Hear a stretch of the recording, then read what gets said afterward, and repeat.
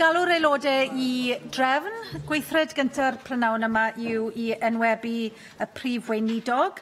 A oes unrhyw enwebiadau ar gyfer penodi'r prif weinidog? Llywydd o dan reol sefydlog 8 gai enwebu Mark Drakeford fel prif weinidog Cymru. A oes unrhyw enwebiadau eraill? Janet Finn-Saunders? On behalf of the Welsh Conservative Assembly Group, I am proud to nominate Paul Davies AM. Unrhyw enwebiadau eraill?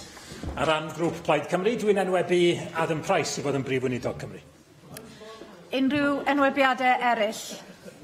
Nagos, gan fod yna 3 enwebiad felly, byddaf yn cynnal pleidlais drwy alw'r gofrestr ac yn gwahodd pob aelod sy'n bresennol I bleidleisio dros ymgeisydd.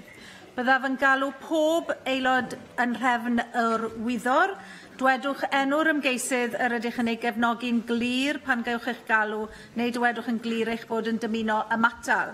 Yn unol â rheol sefydlog 8.2, ni chaniateir yr dirprwy lywydd nag I funnau bleidleisio.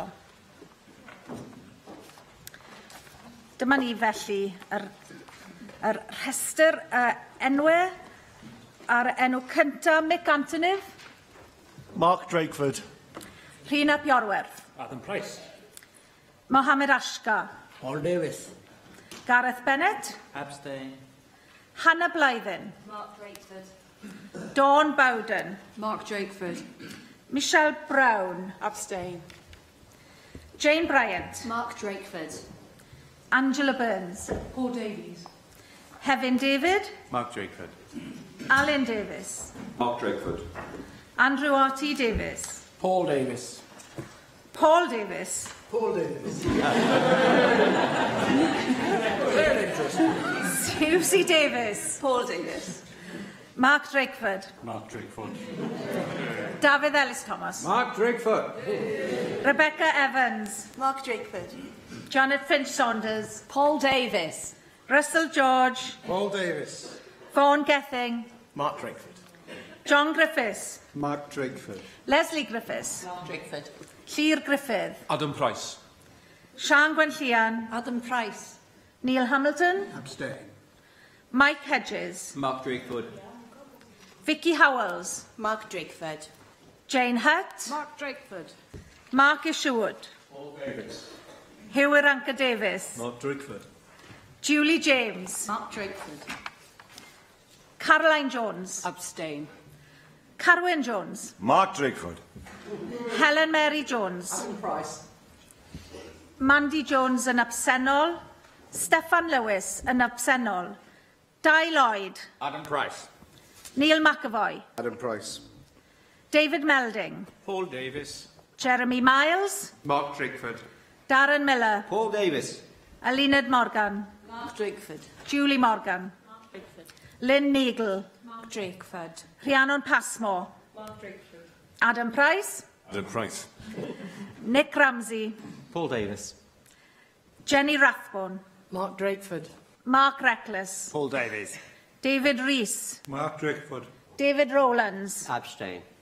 Jack Sargent. Mark Drakeford. Bethan Syed. Adam Price. Ken Skates. Mark Drakeford. Lee Waters. Mark Drakeford. Joyce Watson. Mark Drakeford. Kirsty Williams. Mark Drakeford. Leanne Wood. Price. Byddwn yn nawr yn aros i'r clerc gadarnhau canlyniad y bleidlais.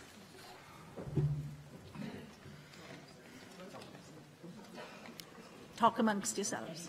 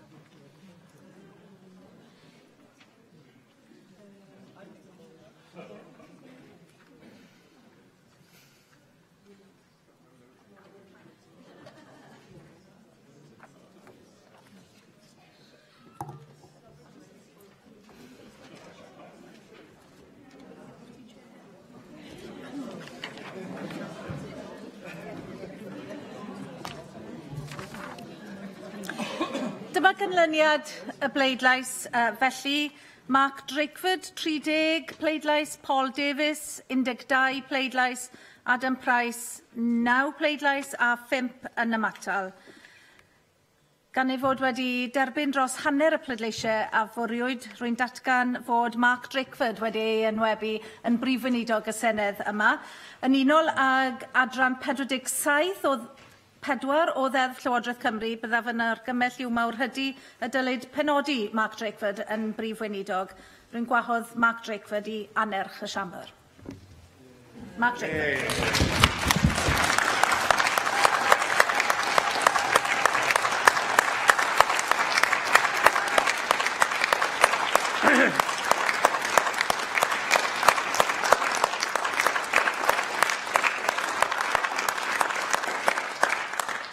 Well, Llywydd, diolch anfawr. Could I begin by thanking all those who have supported my nomination here this afternoon, and particular thanks, of course, are due to my immediate predecessor, Carwyn Jones, for putting my name before the Assembly and for the help that he has so consistently offered over many years, but especially over the last few days of transition. It is, as you all know from yesterday's proceedings, an enormous privilege to lead a political party here in Wales, and even more so, to be nominated and elected as First Minister in the National Assembly. I am absolutely conscious both of the opportunity and the responsibility which comes with this position. And in that context, could I thank those members in all parts of the Chamber for their generosity since Thursday of last week. I really am very grateful for all the messages that I have received. Today, Dipyn Lywydd, quite rightly, parties have put forward their nominations for First Minister, and we have carried out that essential democratic process, an election.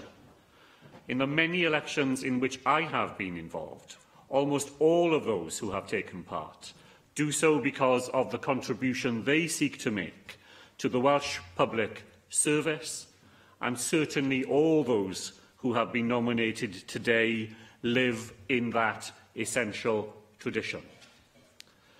Dipyn Lywydd, when I was elected as leader of the Labour Party last week, I said that I wanted to be a beacon of hope in a darkening world. Today is not a moment for partisan remarks, but the skies around us have darkened even further in the days which have followed. A species of madness has descended on the Conservative Party, in which significant numbers of its members of Parliament appear to believe that our country's future is best secured by heaping a leadership contest onto the burning platform which Brexit has become. I really do believe, Dipyn Lywydd, that here, in a much newer and very different institution, things really are done differently, and almost always that things are done better. Yesterday we talked a lot about the class of 1999, and those of us who were in different ways involved from the earliest days of the National Assembly will remember that it too was intended to be a beacon of hope in Wales, a place where old and discredited ways of doing politics could be set aside and a different recipe developed, in which the things we agree on would be as important as the things on which we differ, and in which the matters which unite our nation would be given some priority over the matters which threaten to divide us. Now, I am not talking about a politics drained of passion or of fundamental beliefs. I believe in a politics which is committed and driven by the sort of society we want to help create. Diversity, solidarity, community and equality on this side of the chamber. But where we conduct that politics with respect and with a focus on our common humanity, where we recognise that the way in which we conduct ourselves makes a difference in a fractured and uneasy world, a kinder sort of politics. Dipolwydd, I thought of that a good deal yesterday when Carwyn mentioned our organ donation legislation. On that long evening when we debated the bill here on the floor of the Assembly, we were a beacon of hope in lives where hope was in very short supply. But we conducted that debate, I believed, in a way that matched its subject, passionate on all sides of the chamber, but with no doubt that every contribution was motivated by wanting to make the best possible difference. The bill we passed was better as a result of that debate, and the act we put on the statute book has gone on to change lives here in Wales and to inspire change beyond our borders. And that's the sort of politics that I believe we all would want to see more of here in this National Assembly. The first time I came into this chamber was not, as all of you are, here by right of election. I came in here first in the wake of the then First Minister, Rhodri Morgan, who was making his first visit here as the chamber became ready for occupation. Any changing of the guard is a time for reflection, as we found yesterday, and my old friend and mentor has been much in my thoughts in recent times. He wasn't an easy convert to this new building. Those of us who were here at the time will remember that as its foundations were being put in place, the original building, T. Howell, would sway from side to side under the impact of the pile driving, and a not very reassuring announcement would be made over the tannoy, advising those of us on the upper floors not to be alarmed because the building was designed to sway about. Then knocking up the new lean-to was what the First Minister of the time was apt to say to visitors as this happened. He became a convert, I believe, to the place where he spent so many hours, and where the next time I am here, it will be to answer your questions. You will have seen perhaps that amongst the many attractions of being First Minister, that opportunity has not been the one that most immediately appealed to me. And that, I think, is at least partly because of those long years in which every Tuesday was dominated by preparing the then First Minister for that ordeal. The day would begin by Rhodri going through the formidable file you have all seen, identifying those places where more or better information was required. We would then attempt, usually unsuccessfully, to guess where Nick Bourne or Ieuan Wyn-Jones or latterly Kirsty Williams would be trying to make trouble later that day. Rhodri would disappear. I would be left to try to find the missing information from teams at Cathays Park who were inevitably on leave on a training day, had deserted to the Wales office before Rhodri returned to absorb, in that astonishing blotting paper way he possessed, everything that had been assembled for him. And despite all that meticulous preparation, how easily it could all go wrong. Like the Llywydd, I have no intention of writing any memoirs. But if I did, then the Tuesday when the BBC started reporting in the 1 o'clock news, and with less than half an hour to go before FMQs, that a group of Welsh Government civil servants had been discovered, as the BBC would put it, at a bonding session in a sauna in Llandyfri, remains seared in my memory. On those occasions when there was clearly trouble ahead, Rhodri would set off for the lift, and I would set off back to my desk. On those days, the then First Minister would pause as he left the room and offer this wise advice. Tin hat on, he would say, and then he would set off for this chamber. So if there are any family members of mine in the gallery still wondering what I need for Christmas, you've heard it this afternoon. I look forward, suitably hatted, to seeing you all on the first Tuesday when we resume in the new year. And in the meantime, Nadolig Llawen i chi gyd.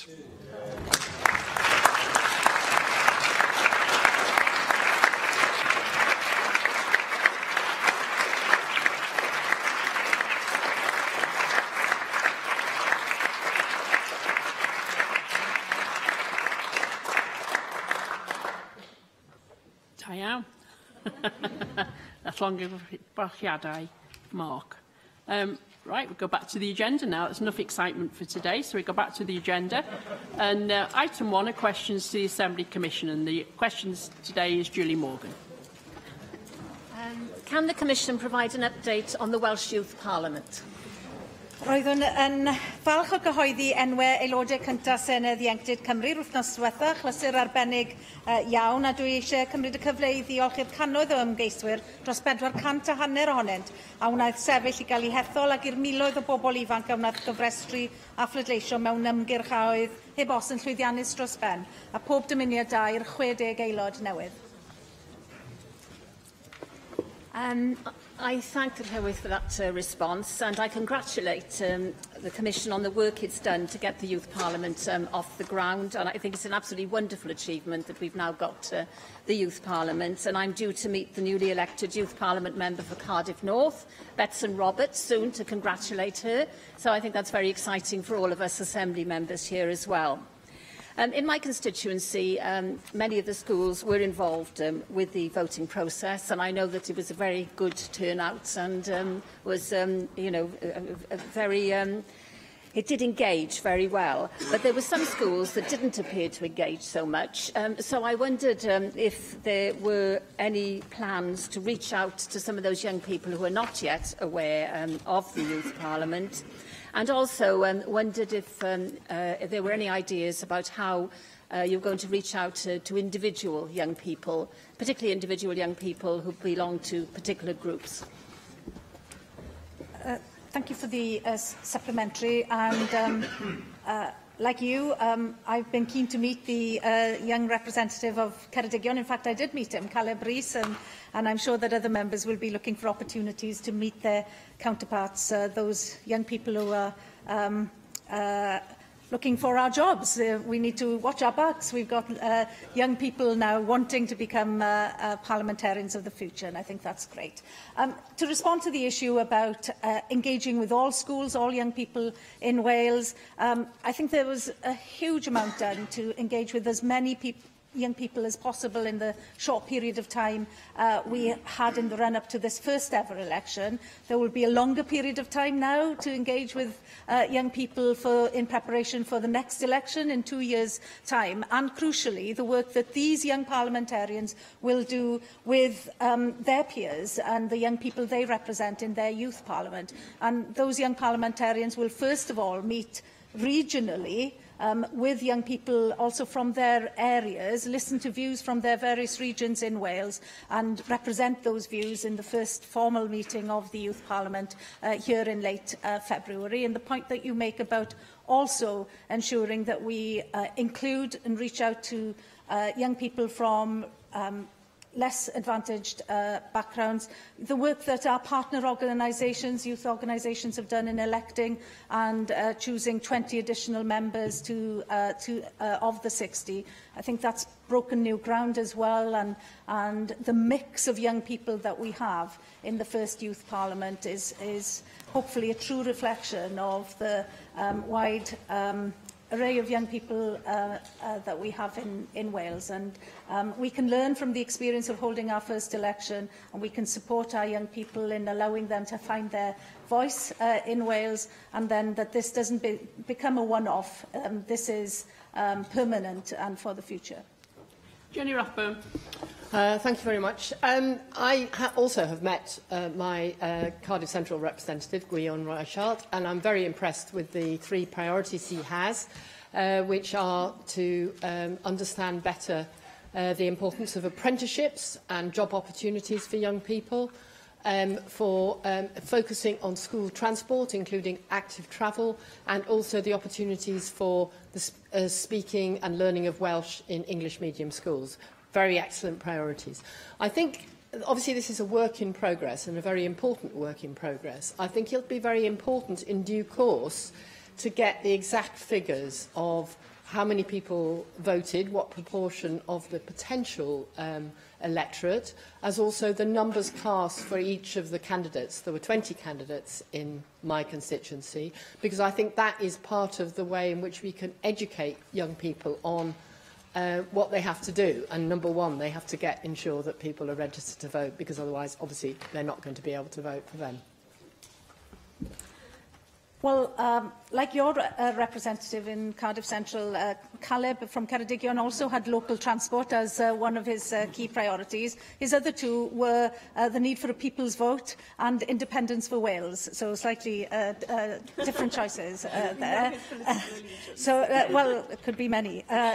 But the young people will find their own voice and will come here and make their own mark. And it's important for us, I think, as an Assembly, to make sure that we allow them to define the way that they work and how they prioritise any issues that they want to prioritise. Over 20,000 young people did register to vote. We need to make sure that more people are registered for the next election. Turnout is something that we also want to work on for the next election. It was an electronic election, but there were some opportunities for within-school voting as well, and that proved to be particularly useful in terms of ensuring that there was turnout. We will have learnt a great deal in how we run this election, and we can review that and take the views of the young people themselves who were involved in it to consider how we develop on this for the future. Diolch. Item 2 is topical questions. We have one selected this afternoon, and Angela Burns. Thank you, Deputy Presiding Officer. Will the Cabinet Secretary make a statement on the public sector contract currently awarded to Interserve to undertake building works at the Prince Charles Hospital in Merthyr Tydfil? Yes, thank you for the question. Cwmtaf University Health Board is working in partnership with Interserve on the refurbishment of Prince Charles Hospital. The Welsh Government monitors the project in consultation with the Health Board. Thank you for that answer. For those who may not be aware, Interserve were awarded a £25 million contract by Cwmtaf University Health Board to deliver part of the redevelopment there. Now, I have 4 questions I'd just like to quickly ask you about this issue, Cabinet Secretary. We know that in Westminster, your party have called for, admittedly an unlawful, temporary ban on Interserve bidding for public contracts, but it's not the case here. You obviously don't agree with that decision, and I wondered why that might be, and if you could perhaps expand on that. In February 2018, in the wake of a profit warning by Capita, shares in Interserve slid by almost 20%, and this was after a fall of 30% the previous October. So, Cabinet Secretary, for me, that is a sign of a company that's not in robust financial health. Were these financial problems taken into account, do you know, when either you and or the Health Board awarded this contract to Interserve for the Merthyr redevelopment? Now, Interserve have negotiated a rescue plan going forward, which is very welcome because an awful lot of people depend on them for jobs. But can you provide guarantees today, Cabinet Secretary, that there are plans in place to ensure that the work undertaken at Prince Charles is not going to be disrupted, that you have mitigation against anything else untoward that may happen to Interserve? The UK Government have made the decision to continue to put contracts with or to maintain current contracts with Interserve, but what they say is that they have a very robust monitoring mechanism in place and they've got plans in place of a further crisis with Interserve. So could you outline again for us today whether or not you have such a contingency in place here to protect our valuable investment? Thank you for the questions. On the slightly mischievous suggestion that there should be a ban on future contracts. Well, we'll take a prudent approach to anybody bidding for a future contract within the National Health Service or any other major capital challenge where the Welsh Government is seeking to award a contract. And obviously, the challenges around the health, the financial health of this company would be a factor in taking into account any future choices. What we currently have, though, is that Interserve have already completed Phase 1A of the refurbishment in Prince Charles Hospital, and this work is required because of a fire safety notice. So we're undertaking that work and removing asbestos from the building. They've been awarded the next phase, a Phase 1B, and that was awarded several months ago before the concerns were as sharp or as highlighted as they are now. And so they're continuing work that they are already that is already underway. And it is the point that that work is being undertaken in phases and resource being delivered in phases. We're not paying all of this money up front and taking a huge risk with either the public finances or indeed with the work being undertaken. It is the case that our Design for Life building framework agreement is in use, and that does allow for us to both monitor the work that's been done and also potentially to move to an alternative supplier on that framework if any company should fail to meet their obligations.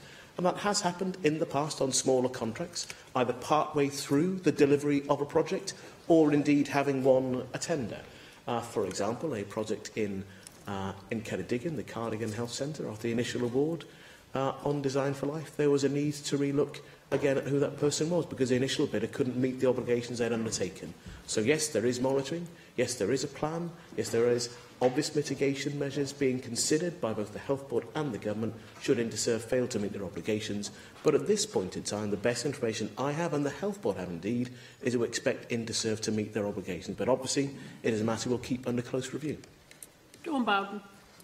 Thank you, Deputy Presiding Officer. And as soon as I read the report yesterday, I contacted the Chief Executive of the Health Board directly for information. I was already aware, of course, that Interserve were a contractor undertaking work on the refurbishment of Prince Charles Hospital, and I've seen their work first-hand as they've completed the first part of Phase 1, and we're now moving into the second part of Phase 1. Now, the Health Board assured me that in light of the market uncertainty which was brought to their attention some weeks ago, that they had fully assessed the risk to proceed with Interserve as the contractor, who of course had already won and been awarded the contract for this second phase of the refurbishment and rebuild. So my supplementary question to you, Cabinet Secretary, is whether in your view, bearing in mind what the Health Board have said about how they have identified the risk of either not awarding the contract and retendering and the delay of the works for possibly another 18 months or so, having assessed all of that risk, that they've decided to proceed. And I just wanted to ask you whether you are satisfied that there is no significant change in risk from the Health Board proceeding with the works as originally planned, and whether you're satisfied that they've taken adequate steps alongside the NHS Shared Partnership to manage that risk. Yes is a simple answer, because I've actually discussed this matter yesterday with the Chief Executive of NHS Wales, so this is a matter that was on my mind before the topical question, because I'm obviously concerned to make sure that, that the works are safe and that there is adequate monitoring of the risks and that risks are still acceptable both to the public purse and obviously the delivery of the much-needed work that is being undertaken.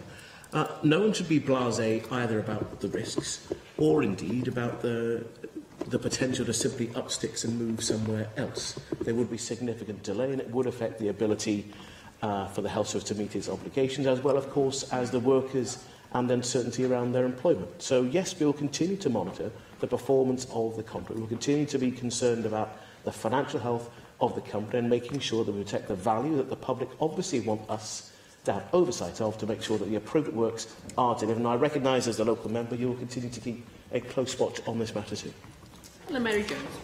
Well, thank you, Deputy Llywydd, and I have to say that I concur with the Cabinet Secretary's colleagues in London and with the union Unite in their very firm suggestion that it is not appropriate to be letting major new contracts to this company while they are in such a fragile financial condition. Now, I appreciate what the Cabinet Secretary has said about this being phase 2 of an ongoing project, and it may not be appropriate at this time for him to intervene.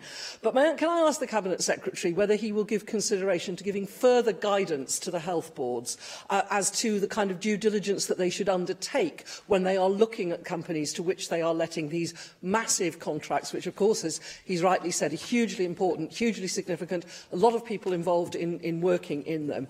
Obviously, Deputy Llywydd, all of us in this chamber will want this contract to be successful and will be devoutly hoping that the company is sufficiently financially robust to be able to carry it through. But again, as I say, I concur with the Labour Party in London and with Unite. I am frankly not sanguine. To be fair, I think the responses that have been given today, and indeed the information provided directly by the local member in setting out her questions, reinforces that A, this is not a new contract. It's a contract award made several months ago.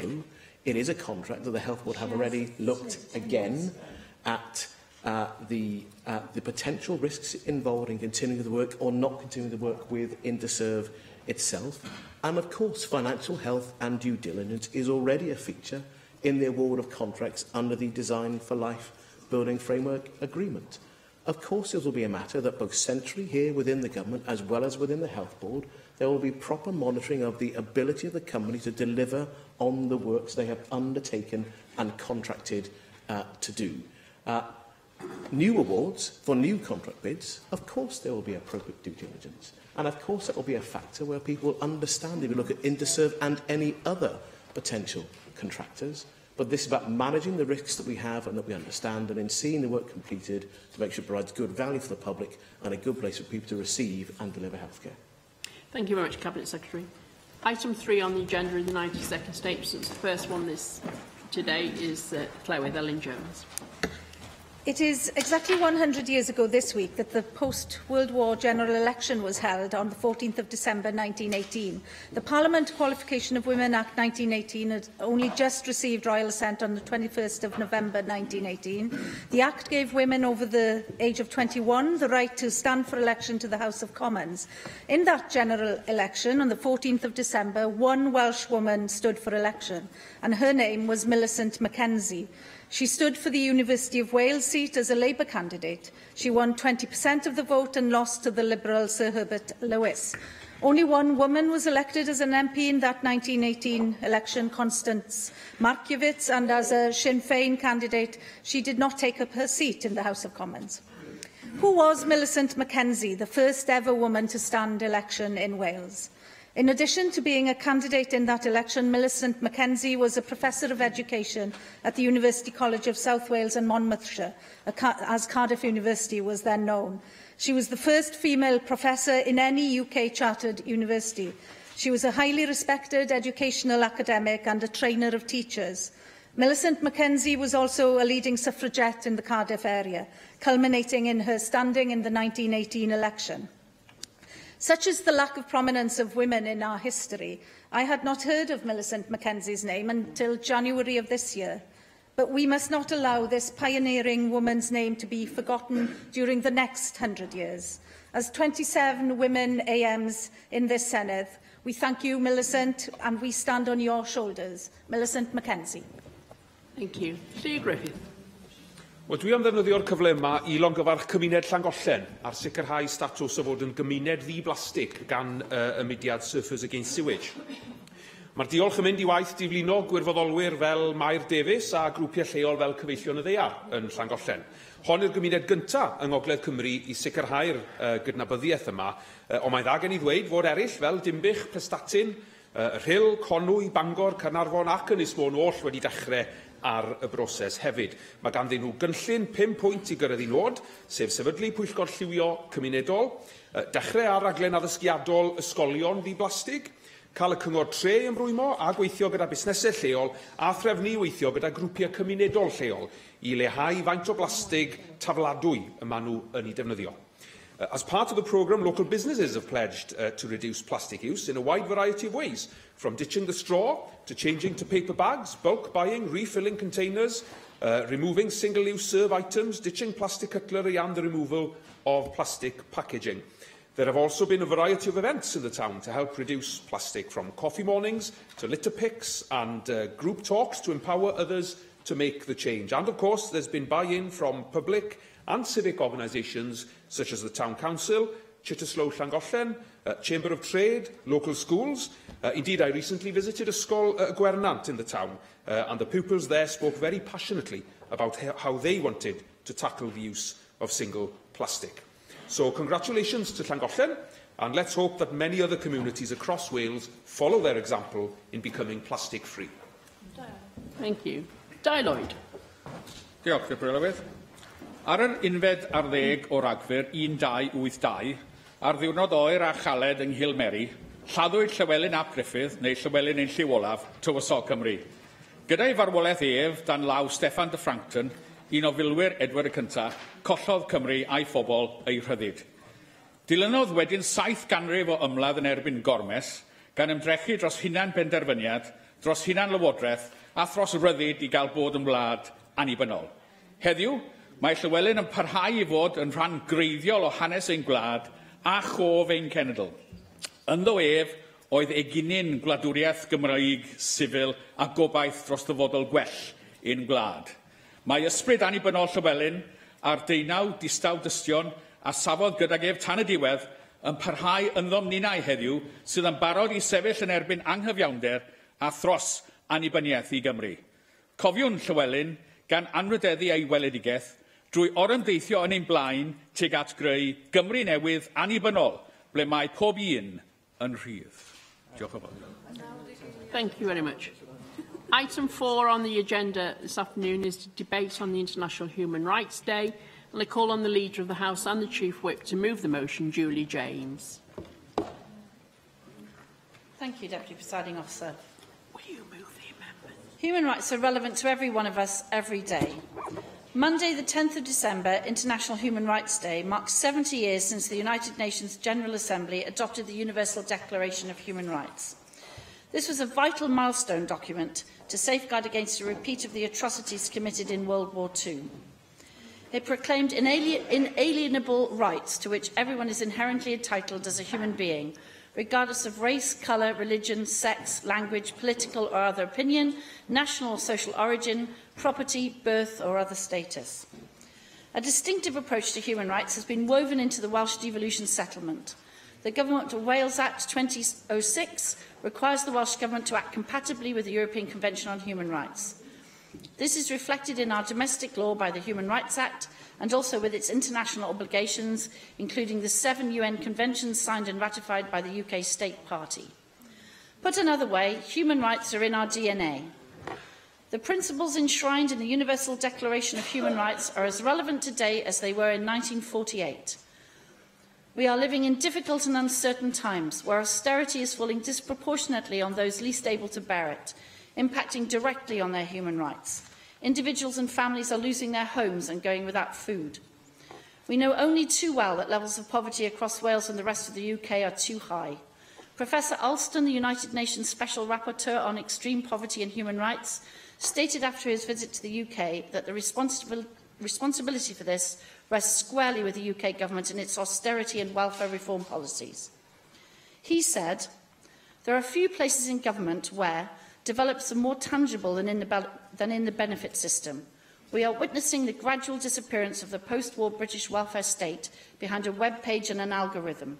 In its place, a digital welfare state is emerging. The impact on the human rights of the most vulnerable in the UK will be immense." The Equality and Human Rights Commission's report, The Impact of Welfare Reform and Welfare to Work programmes, published in March, told of the potentially devastating impact of the UK government tax and welfare reforms on people with protected characteristics. It predicted that nearly half of all households in Wales will lose out from the reforms and that the largest impact will be felt by people on the lowest incomes, including women, certain ethnic groups and households with children. The EHRC's Is Wales Fairer 2018 report also found that the most disadvantaged groups in Wales are falling even further behind the rest of society. Globally, many of the underlying values and principles of human rights are being undermined and in some countries completely ignored. Our political discourse has become blighted by divisive narratives driven by those who seem determined to create tensions between communities. Social media in particular is far too often a haven for racism and xenophobia, with individuals using the concept of free speech as a defence, with an expectation that they can write whatever they please without consequence. Wales has a long history of compassion, tolerance and respecting and welcoming others.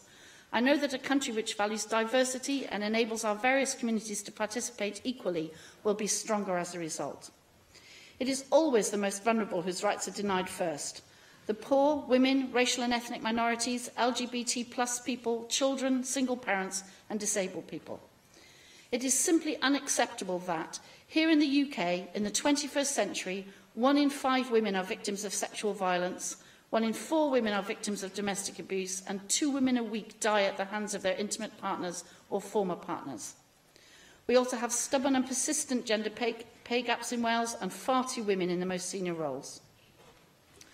Our intersectional approach to Phase 2 of the Gender Equality Review involves working across different equality strands, including race, disability and age, aiming to ensure that no one is left behind.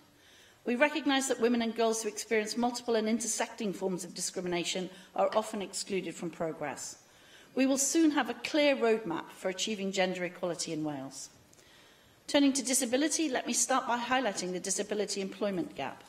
In Wales, just 45% of working-age disabled people are currently in employment, compared to 80% of those who are not disabled. This is just one example, although a very important one, of the obstacles facing disabled people.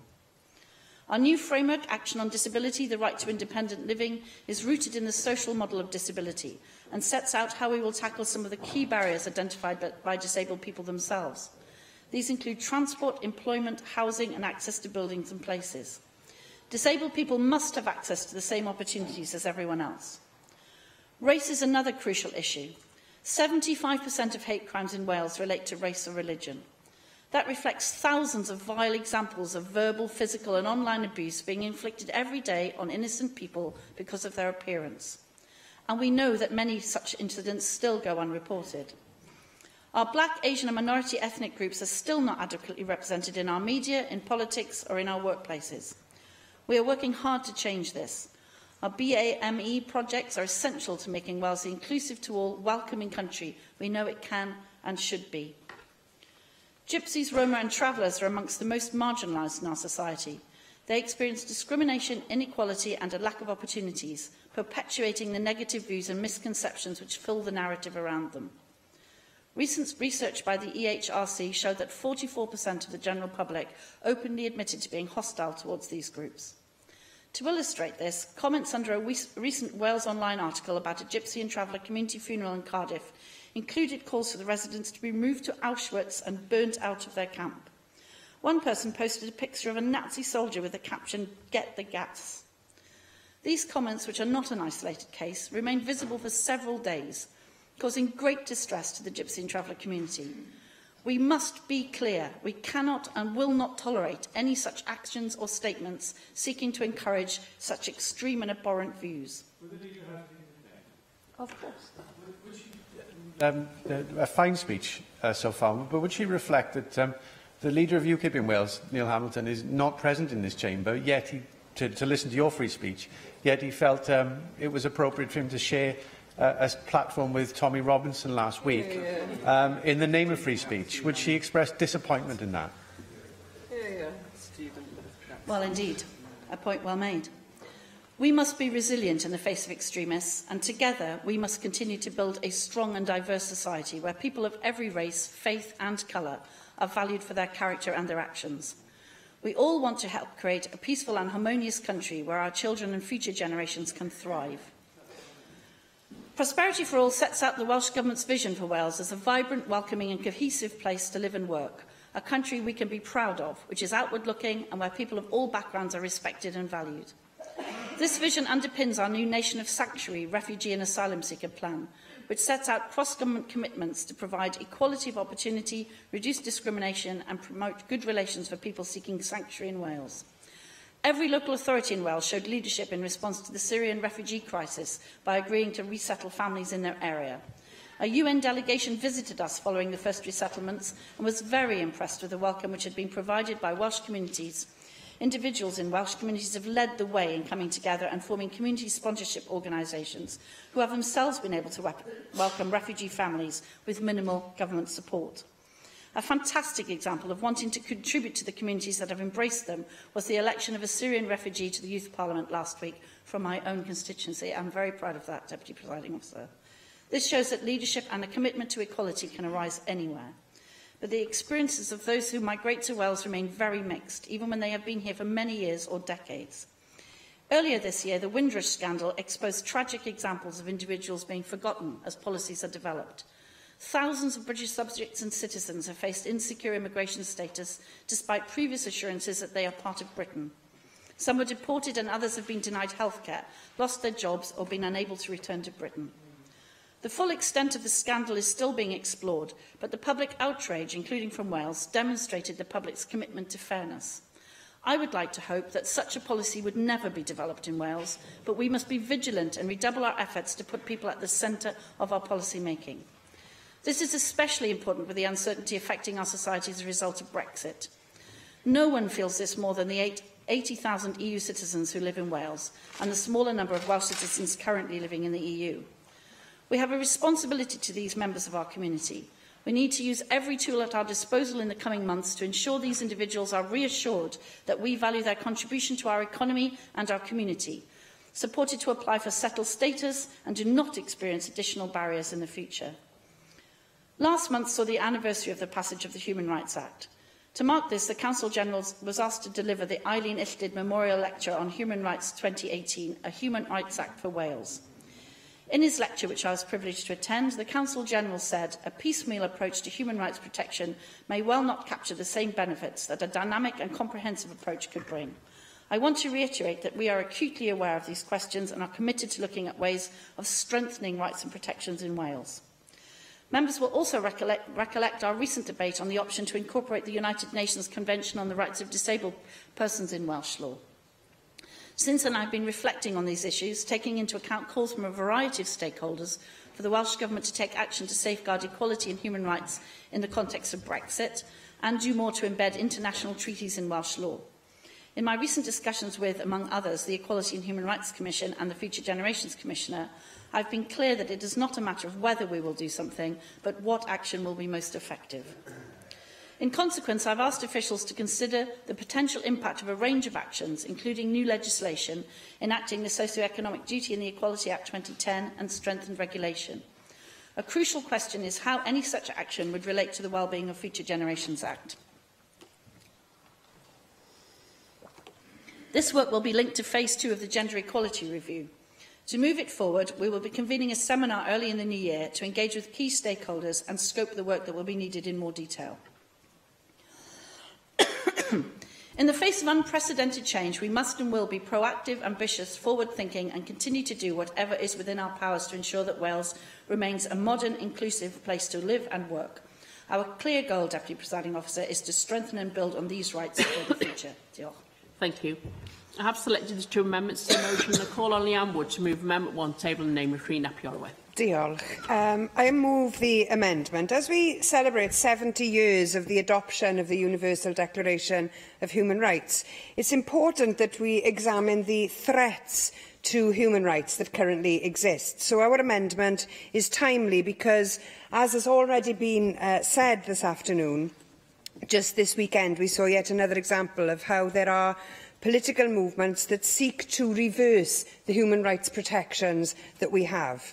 A member of this institution was a speaker at a pro-Yaxley Lennon march in London and used that platform to echo an anti-Semitic theory that the French president was an agent of a foreign power.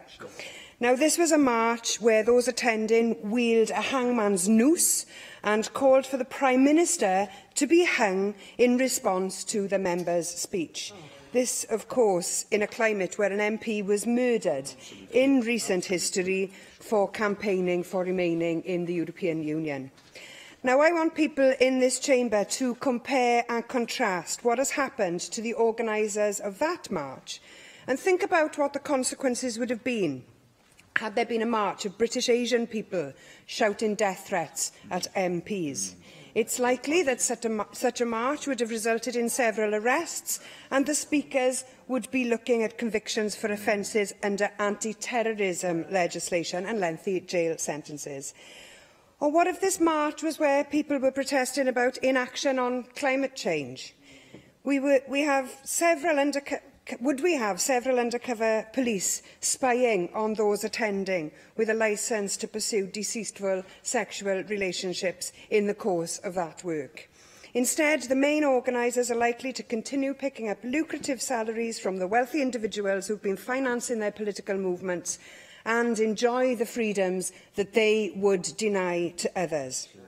Compare and contrast the way the British state has treated far-right political movements and other political movements, and you will see why our amendment in the name of Plaid Cymru is needed this afternoon.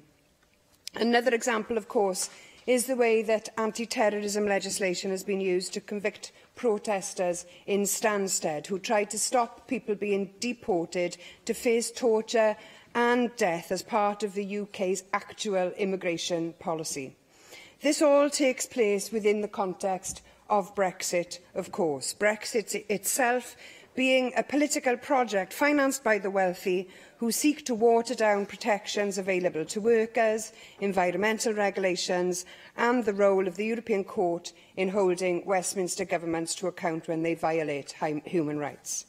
The Scottish Government is going to be ensuring Scottish law has a framework for protecting human rights written into all aspects of law. And my colleague Sian Gwenllian has had an encouraging response from the Welsh Government when calling for something similar here.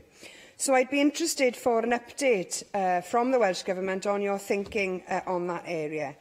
70 years from the adoption of the Universal Declaration of Human Rights, and it's important that we renew our efforts now at protecting and enhancing those rights from those political forces that want to take them away.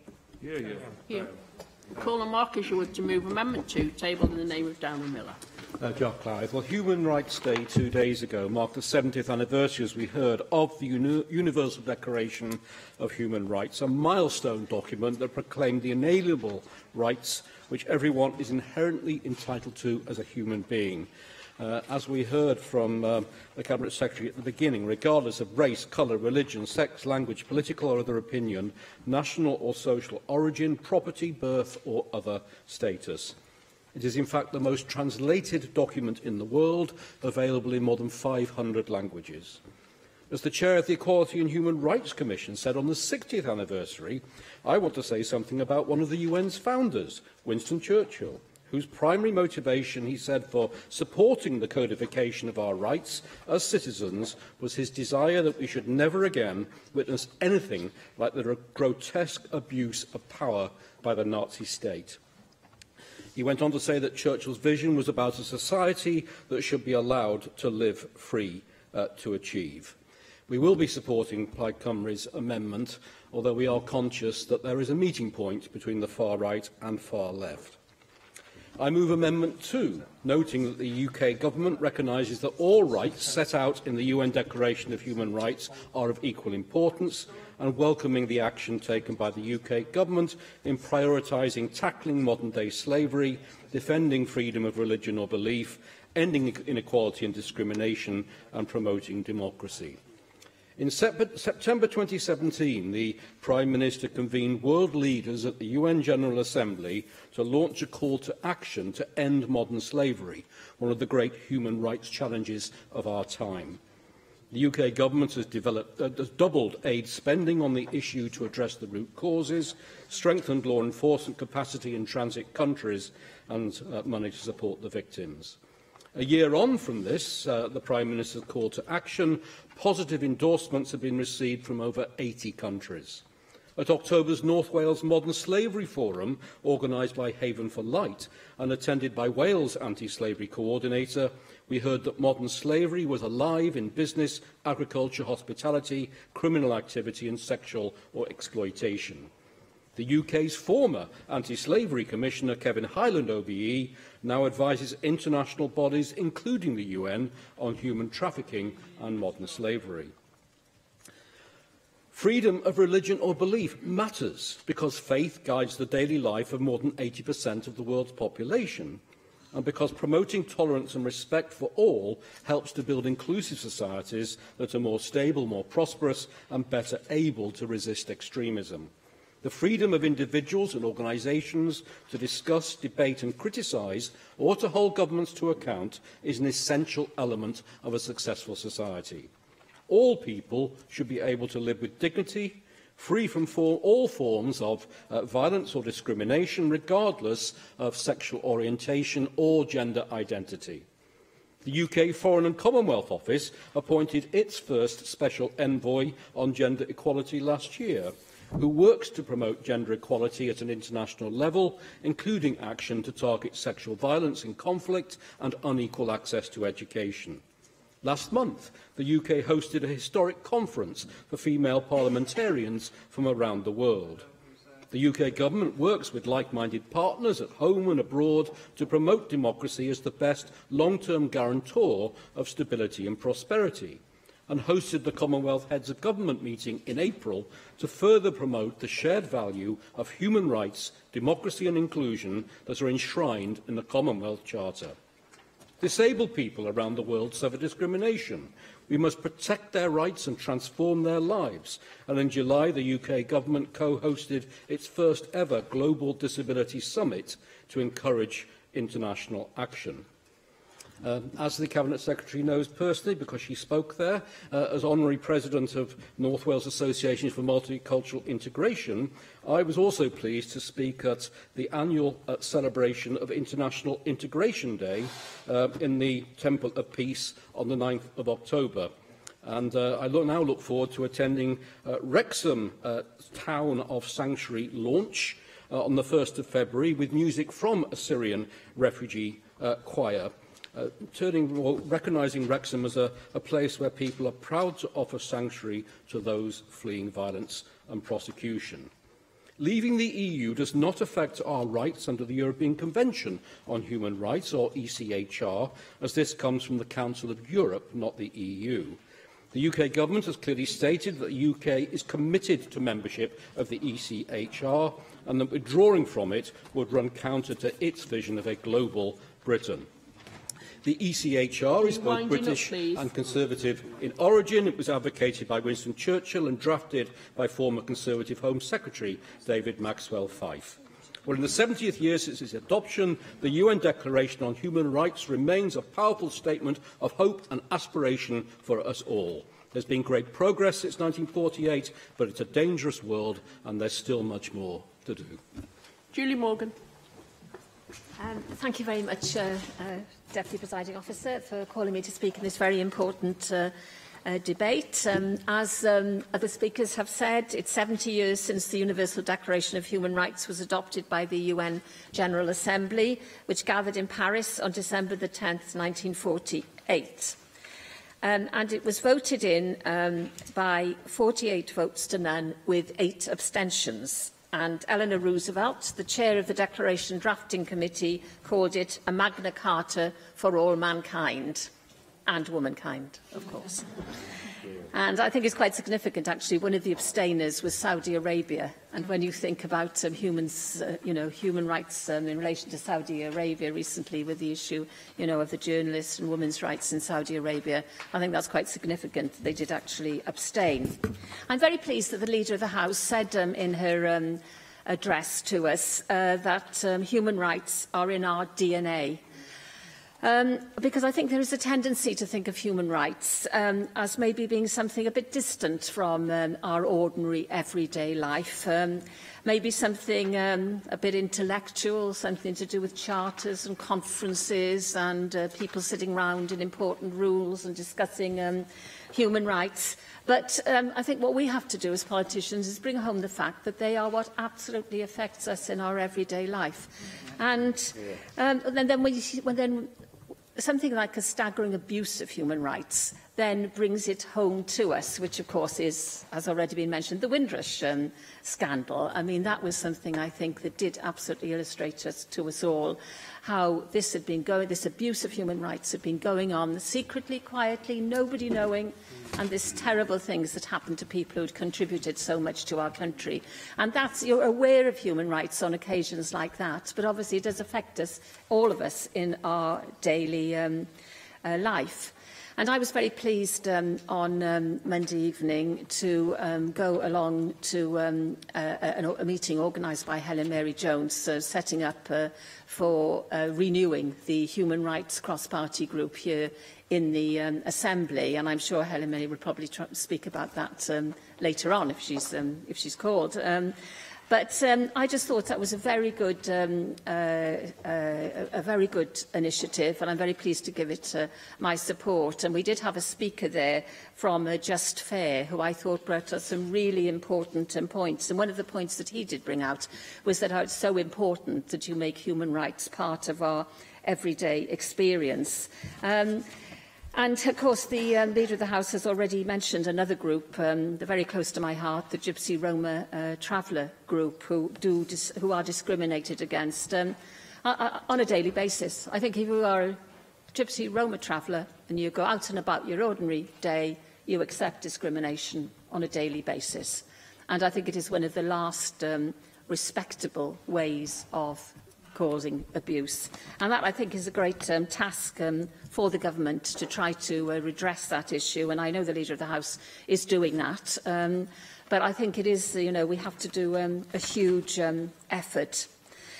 But in any case, I think we have made progress in Wales. I mean, we have made progress on children's rights with the Children's Rights Measure. And it's been very important, I think, that the consultation that we have had with children over many different issues. I'm particularly glad that we did consult children about Brexit, to ask them what they felt about Brexit, although I think, of course, we were mocked for doing that by some politicians. But I think it was so important, because it's so important that equality and human rights protections are safeguarded and enhanced during the Brexit process and afterwards. So I know that the Welsh Government will be vigilant about any loss of human rights that will happen during this process. I think it's also very important because young people were denied the opportunity of taking part in the referendum, the 16 and 17-year-olds who didn't have the vote. And although, of course, we voted, their future was affected more than any of us, I think it was very important for that reason that we did actually consult children. And we do know that children are very concerned about human rights. And I think Young Wales did a consultation with children, and it showed that secondary school students were concerned about the environment, opportunities to study abroad, human rights, and health and well-being. And young people, of course, have expressed in that consultation their frustration that they were denied a say in a vote that will affect their futures. There is a lot more to do, and I agree with the Equality and Human Rights Commission's recommendation in its report, Is Wales Fairer?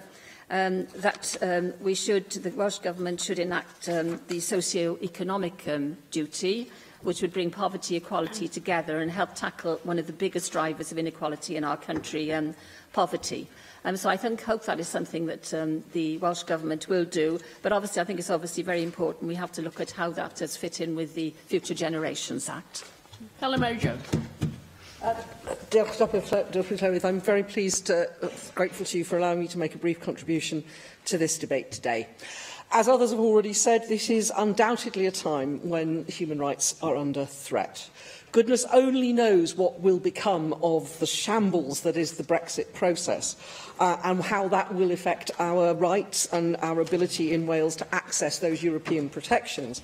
But what we do know, Dr Clywyd, is that the whole debate around Brexit has allowed some individuals to feel that they have the right to express some particularly poisonous attitudes, and the dreadful spike in hate crime that we saw here in Wales immediately after that vote is testimony to that. And we know that there are elements in the UK press that have undermined the concept of human rights, that have made it seem something that is irrelevant, that is precious, that, as Julie Morgan has said, is something that isn't relevant to our everyday lives. And it was in the cross-party group, which I'll refer to again, it was very heartening to hear our speaker talk about human rights not being a matter about the left and the right of politics, as it's too often sometimes portrayed in elements of the British press. It is about basic rights that should be accessible to us all. I was very pleased and grateful to Julie Morgan for mentioning it, to be invited in this context to help re-establish the cross-party group on human rights in this place. I was asked to do so by Associate Professor Simon Hoffman of the Hillary Rodham Clinton School of Law at Swansea University, an expert in the field who I know is known to many in this chamber. Simon convenes the Wales Human Rights Stakeholder Group, a group of over 20 organisations coming at the issue from various perspectives, and bringing a great potential wealth of expertise that I think that we can use. I was very grateful to Julie for being there on Monday, and I'm also grateful to Jane Bryant and to Darren Miller, who have joined the group, and I hope that other members will feel able to do so as our work progresses. As Julie Morgan has said, we met this Monday here in this place on International Human Rights Day, and we agreed to work together towards a new Made in Wales comprehensive human rights legislation incorporating the appropriate UN conventions into Welsh law. I've been very grateful, as the Leader of the House has mentioned, to the very positive way in which she responded to my proposal to incorporate the Disability Convention, and I'm sure that she will be having similar discussions with Darren Miller around his legislative proposal on the rights of older persons. And I was very interested to read the Council General's remarks to which the Leader of the House has referred today. And I'm very grateful for the whole spirit in which the Leader of the House has addressed this issue in the months since I've returned here. And I very much hope, and I'm sure from what she said today, that regardless of any changes in particular individuals' roles, that the Welsh Government will continue to take this positive and extremely unpartisan approach. The cross-party group looks forward to working with the Welsh Government as this agenda is moved forward here in Wales, supporting and challenging where that's appropriate. And that group, as I've already said, provides an excellent reservoir of expertise, which I'm sure the ministers in charge will want to avail themselves of. Deputy Presiding Officer, I hope that Brexit can be reversed, and I hope that the human rights protections afforded to us by being part of the European Union and the access that provides to European courts can be retained. But whether or not that is achieved, I trust that we can work together to ensure that the vital international conventions are enshrined meaningfully into Welsh law. Diolch yn fawr iawn. Thank you. Joyce Watson. Diolch Llywyd, and as everybody said, the Universal Declaration on Human Rights is up there with the Bible. It's one of the most translated and published documents in the world, and it is available in more than 500 languages. It was crowdsourced long before the internet. It was drafted by representatives from around the world with different legal and cultural experiences, but they had the shared trauma of war. Like the NHS, with which it shares a birthday, the Declaration was born out of a determination to build a better and fairer world. But it wasn't a lofty aspiration. It's underpinned the formation of the post-war rules-based global order. And just as that internationalist political architecture has come under increased attack from resurgent nationalist and authoritarian forces, so too have human rights. It's the job of parliamentarians to defend them, not to share the stage with right-wing bullies who would take away the rights of others.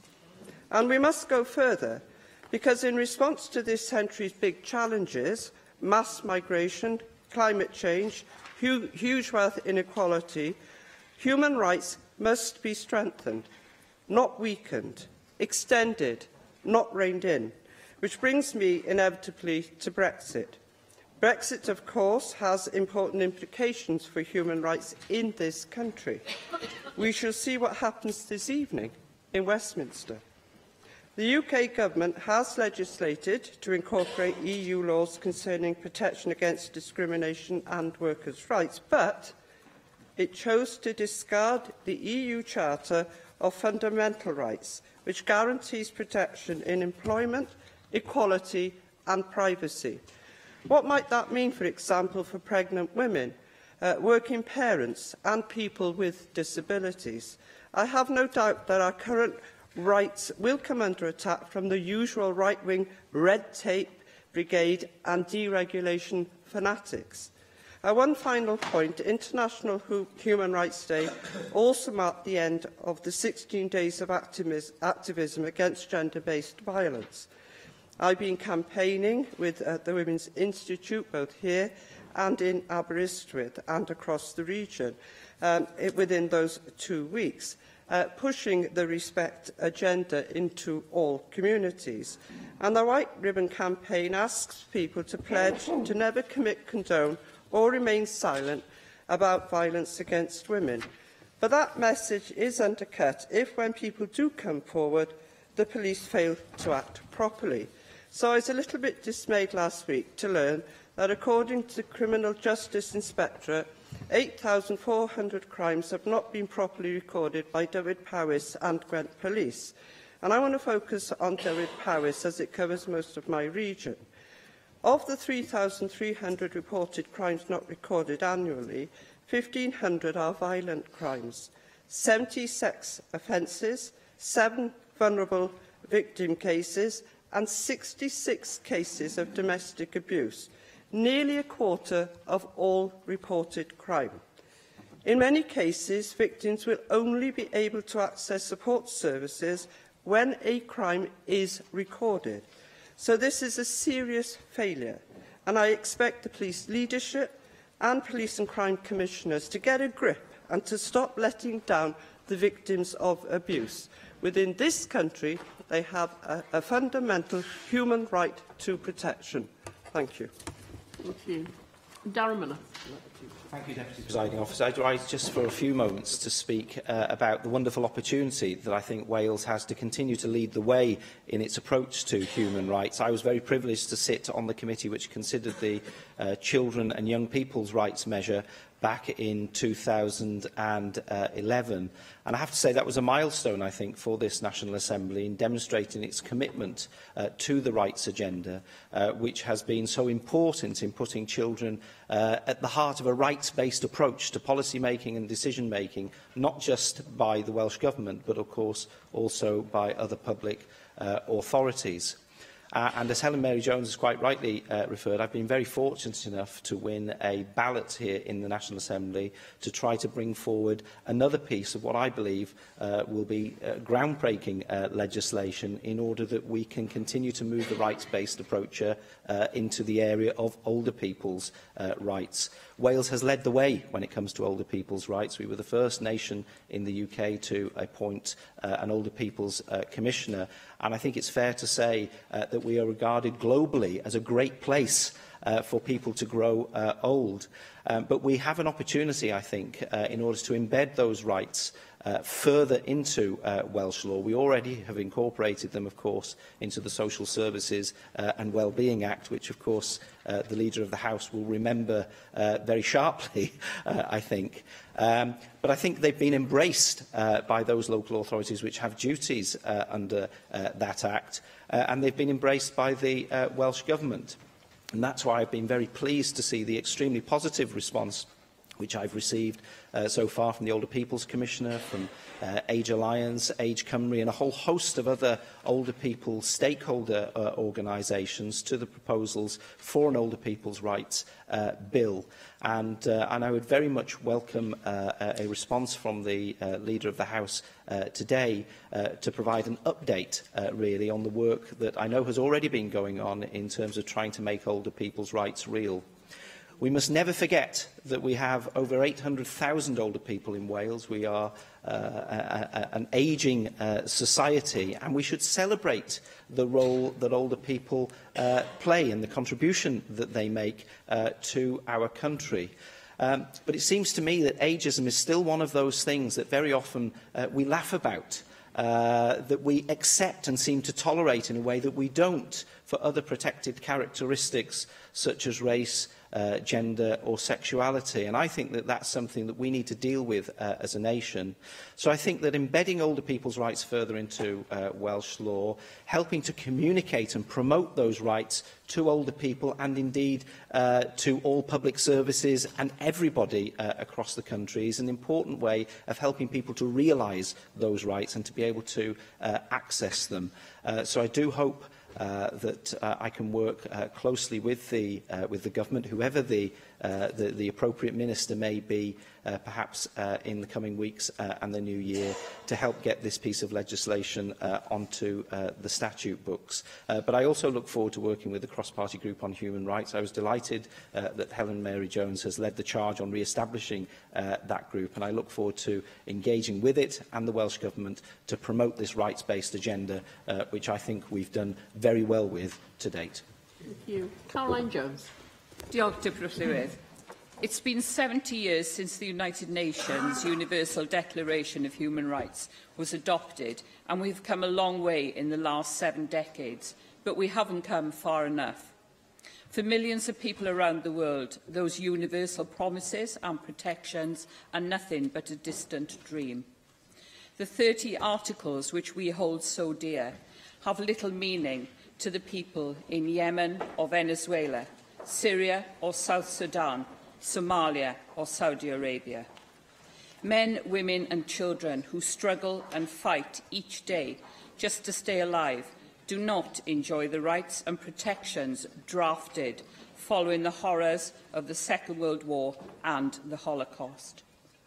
Many are forced to flee their homes and their former lives in search of safety, faced with journeys that are often as dangerous as the one they hope to leave behind, as they cross the Mediterranean or Mexico in pursuit of a safe haven. But it is not just those in war-torn regions that are denied basic rights. We see human rights abuses in Western civilization. In the so-called land of the free, US citizens are denied basic rights, human rights on a daily basis, and it is evident that members of the BME community do receive harsher prison sentences than white members. The US has a leader that is hostile to refugees, and he thinks it is okay to forcibly break up families and imprison children whose only crime is to flee famine, war and persecution. Some families are not reunited. And despite this, he is sometimes idolised by some people on the far right who hope to emulate him. Closer to home, our wheelchair users cannot travel together for any distances and be companions on a train or a bus because our infrastructure is not equipped to ensure that equality. Also close to home, just down the road in Swansea and Cardiff, we have a homeless epidemic where men and women, many of whom are ex-forces, are denied their Article 25 rights. Rather than ensuring these poor, unfortunate souls have a right to a standard of living adequate for the health and well-being of themselves and of their families, including food, clothing, housing and medical care, some politicians are concerned with ensuring homeless people do not make their high streets look unsightly. In a park in Swansea the other day, I came across a person sleeping behind the bushes, hidden from view, wrapped in a blanket, ashamed to be homeless. And at that moment in time, I felt ashamed to be a politician. We also have politicians and entire political parties who attack people based upon their religious views or their choice of dress, and seek to pit communities against one another and make celebrities out of people who spread racism, bigotry and misogyny online. And we have to have a right. We have to stand up to these people. People who want to see this document torn up. People who would love to see legally binding human rights removed. People who put petty nationalism before humanism. On the 10th of December 1948, the majority of world leaders had the foresight to see that our future did not lie in more warfare and division, but that recognition of the inherent dignity and of the equal and inalienable rights of all members of the human family is the foundation of freedom, justice and peace in the world. We have to defend these rights from those who would see them torn up and diluted, not just from the likes of Bashir al-Assad, Vladimir Putin, Tayyip Erdogan or Kim Jong-un, but from the likes of Gerard Batten and Tommy Robinson, who obviously thought that a woman's place was not in politics. Hopefully it won't take another 70 years before all 7 billion of us who share this planet enjoy the same inalienable rights ratified by world leaders on the 10th of December of 1948. I will be supporting both the amendments, Reen, and will acknowledge that extremism in any form, whether it be extreme left, extreme right, anywhere, is not conducive to our environment and society. Because we are all equal, regardless of the colour of our skin, the religion we follow, our sex, our physical ability, our economic situation, or the country we live in. And the sooner everyone accepts that, the more peaceful our planet will be. Diolch yn fawr. Thank you. Rhiannon Passmore. Diolch, Deputy Clerk. It is important today of all days that we, as the National Assembly for Wales, acknowledge International Human Rights Day on Monday, the 10th of December 2018. 70 years on since the adoption of the Universal Declaration of Human Rights, the advancement of social justice and equality was one of the core fundamental reasons that I, and I know others in this chamber, entered political life. And it is why the progress and maintenance of social justice and equality of opportunity is at the bedrock of all that I do as the Assembly Member for Eastline. In fact, fighting the ideology of the far-right and BNP was fundamental to my personal journey. It was a Labour United Kingdom government that was an original signatory to the European Convention of Human Rights, and it was a Labour United Kingdom government which enshrined it into our law with the passing of the 1998 Human Rights Act. But it is indeed, as others have said today, a sad day when the leader of a UKIP group smiles and encourages the former leader of the English Defence League and BNP member at a recent rally, and his real name, I believe, is Stephen Yaxley Lennon, now advising UKIP. Last year, the UK Labour leader Jeremy Corbyn addressed the United Nations in Geneva. Jeremy Corbyn outlined in that address the problems that our common humanity faces. He stated, and I quote, "The growing concentration of unaccountable wealth and power in the hands of a tiny corporate elite, a system many call neoliberalism, which has a sharply increased inequality, marginalisation, insecurity and anger across the world." We know that challenges such as these threaten the advancement of social justice, and now more than ever we have to confront these challenges head-on. It is therefore saddening to see every day the growing queues of food banks across the UK and the increase in evictions and homelessness. It is saddening to see every day the continuing financial and time sanctions inflicted on the discredited universal credit, our most vulnerable claimants affected. The cuts to child benefit, the cuts to tax credits thresholds, the travesty of the PIP assessments and the strategic dumping of the UK welfare support net for our most vulnerable, despite the strategic and far-reaching mitigations of our Welsh Government. The recent UN report into poverty and human rights in Britain follows a further damning rights report into how the UK treats its disabled. No one here should be proud of that.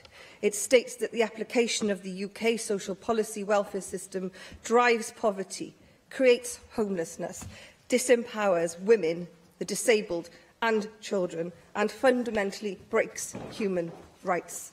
and further that the dangerous ideology driving universal credit, which puts financial resource into the hands of the main male breadwinner often, as driving domestic abuse and sexual violence as misogynistic.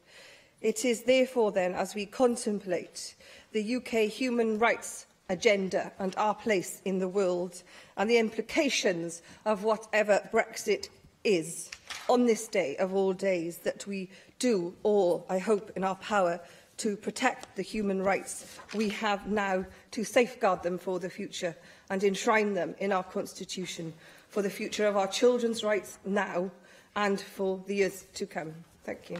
Thank you. Can I now call the Leader of the House and the Chief Whip to reply to the debate? Julie James. Thank you, Deputy Presiding Officer. I'm very grateful to all members for their reflections and insights on this important anniversary day. Turning to the amendments, we will be supporting Amendment 1. The Welsh Government is strongly opposed to all forms of extremism, including far-right extremism. In Prosperity for All, the national strategy, we set out our ambition to work with communities, the voluntary sector and local services to counter the threat of extremism and hate crime in all our communities. In October, I had the privilege to meet with Sarah Khan, the Lead Commissioner for Countering Extremism. We discussed the developing role of the Commission and how it can support our ambition in Wales to tackle all forms of extremism, including far-right extremism, the most prevalent form of extremism in Wales. While in Wales, the Commissioner also met with a number of our stakeholders as part of her evidence gathering. This will help inform a better understanding of extremism and how it may be countered. We do have an effective mechanism for engagement at senior level through our Contest and Extremism Board Wales. The board is co-chaired by the Welsh Government and the Wales Extremism and Counter-Terrorism Unit. Members include the chairs of our regional boards and also senior key representatives of other key partner organisations. Members may be pleased to know that the board commissioned a report on far-right extremism in Wales. They will be considering the findings of this report together with any recommendations from the Commission at a future meeting. Despite the extensive work both across the Welsh Government and with our partners, we know that there is no room for complacency. The recent stories in the media about far-right extremism being present right on our doorstep illustrate the need to stay alert of the threat, and all members, I think, mentioned that threat here today. We will continue to work with our partners and through our established structures to better understand and address these risks. Turning to Amendment 2, although we question whether it's a priority of the UK Government, the Welsh Government welcomes any action to tackle modern slavery, defend freedom of religion or belief, end inequality and discrimination and promote democracy. For this reason, we also support Amendment 2. We strongly encourage the UK Government to step up its efforts in all these areas, as there is clearly far more to be done to truly prove it is a priority for the UK Government. In terms of the issues raised, Anne Wood said quite a lot that absolutely everything she said I completely agree with, but quite a lot that we're already doing. I'll be sure to update members about the outcome of the board and its commissioned response to far-right extremism. That was mentioned by a lot of members today, so I'll be sure to make sure that members are fully informed on that as it develops. I was delighted to hear Mark Ishwood and Darren Miller's strong support of human rights, despite the fact that the abolition of the Human Rights Act is featured in two Queen's speeches, and I think it does demonstrate that politics is different here in Wales, and I was delighted to see that support. If only the UK Government would go as far as the Welsh Conservatives have felt able to do, we would all be much better off.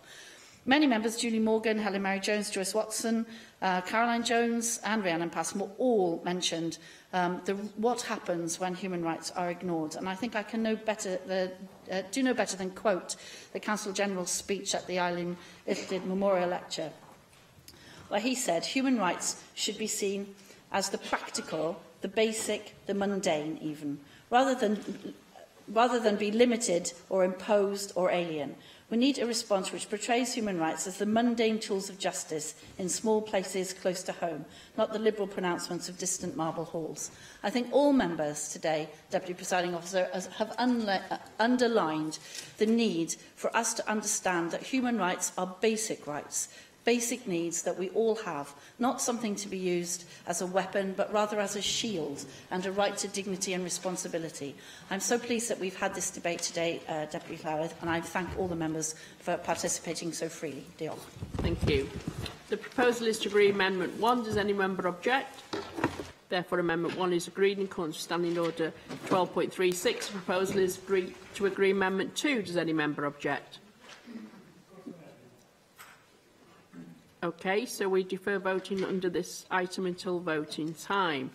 We now move on to item 5, which is the debate on stage 4 of the Childcare Funding Wales Bill.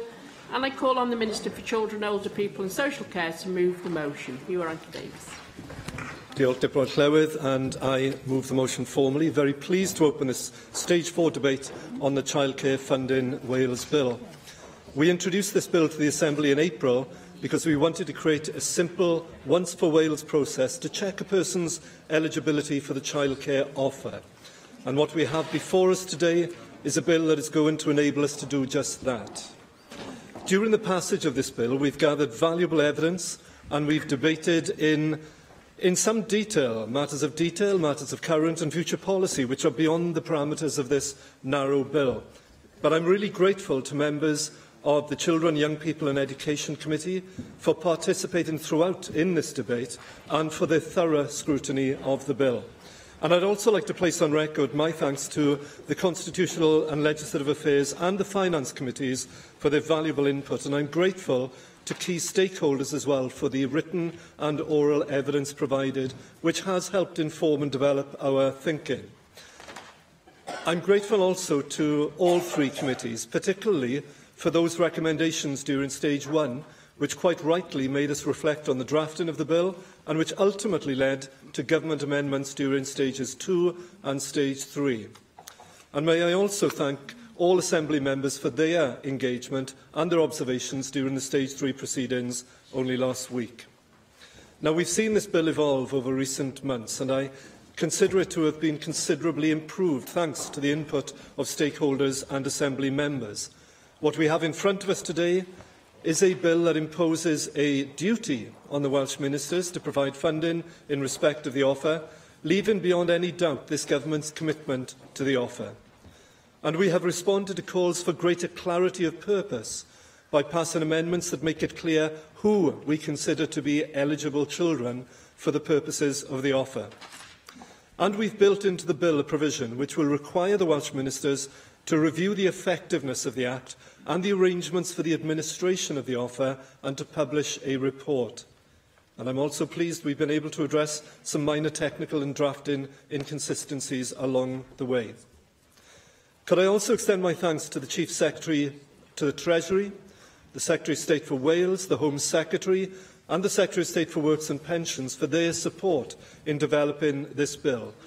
I am particularly grateful to HMRC officials for having worked so closely throughout and so constructively with my officials during the pre-introduction and the scrutiny stages. I'm pleased that we are now in a position where all the necessary Minister of the Crown consents are in place, and I look forward to working with UK Government departments and with the Secretaries of State as we develop subordinate legislation to give effect to this primary legislation. I'm also delighted to be able to help steer this bill through its final stages and onto the Welsh Statute Book. And my final thanks to Prot Llywydd go to the unseen and often unsung small heroes in the offices and corridors of Cathays Park and T. Howell, the policy and legislative and other officials and advisers who do so much to bring forward our legislation, aided and sometimes brought forward despite the challenges posed by ministers and others. They know that our approach is to reach out and to work constructively with AMs and others to start with a good bill and to shape an even better piece of final legislation. I believe we have, all of us, done so, and I therefore commend this bill to the National Assembly for Wales. Thank you. Janet Finch-Saunders. Deputy Llywydd. It is a pleasure to speak in the final stage of the Childcare Funding Wales Bill. However, this is one of a long succession of Welsh Government-led bills which have simply just not cut the legislative mustard. Following along the food theme, my colleague Susie Davis has frequently said that this is a Swiss cheese piece of legislation, that there are too many holes in what is a framework bill, outlined in entirely permissive, uncertain terms. I have looked back at the contributions made throughout every stage of the Childcare Funding Wales Bill, and there are persistent themes which keep cropping up. I would hope that this is the last time that we, as Assembly members, scrutinising as opposition and cross-party groups, come across the same concerns in future legislation going forward. We again see before us a sound policy implemented through swiftly created legislation, but without the necessary scrutiny mechanisms, through the continual use of secondary legislation.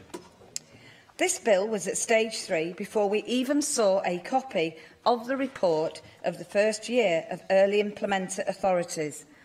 It was also at stage 3 before the duty to fund the offer was finally applied by the ministers. Welsh Conservatives wholeheartedly support the policy of funded childcare in Wales. Indeed, we had it within our own manifesto. But there is too much left to secondary legislation and an administrative scheme which is outside of our input or an appropriate level of scrutiny powers. Furthermore, 2 key policy areas are left off the face of the bill, potentially leaving it as an empty vessel. The offer itself, while written all over the explanatory memorandum and promised by the Minister throughout stages 1, 2 and 3, is not here before us. The age of the qualifying child is also absent, again left to promises and the administrative scheme.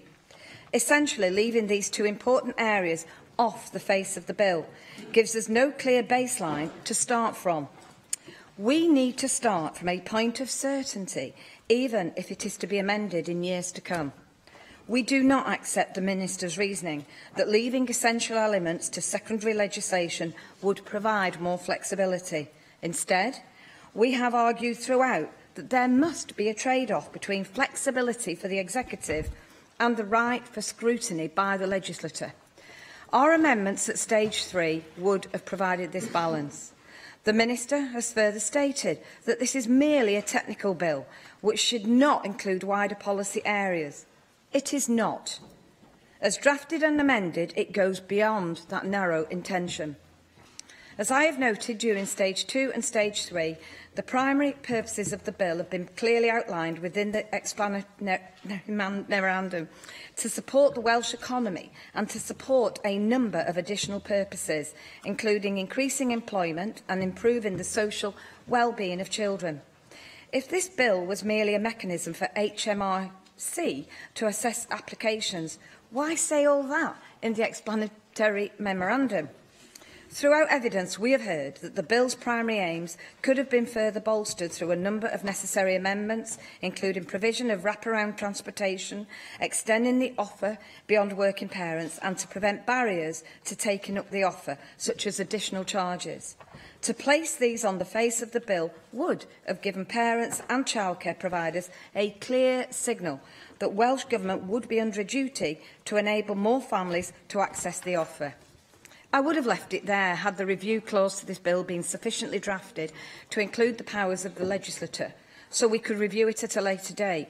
However, nowhere does it say independent or to lay before the National Assembly for Wales.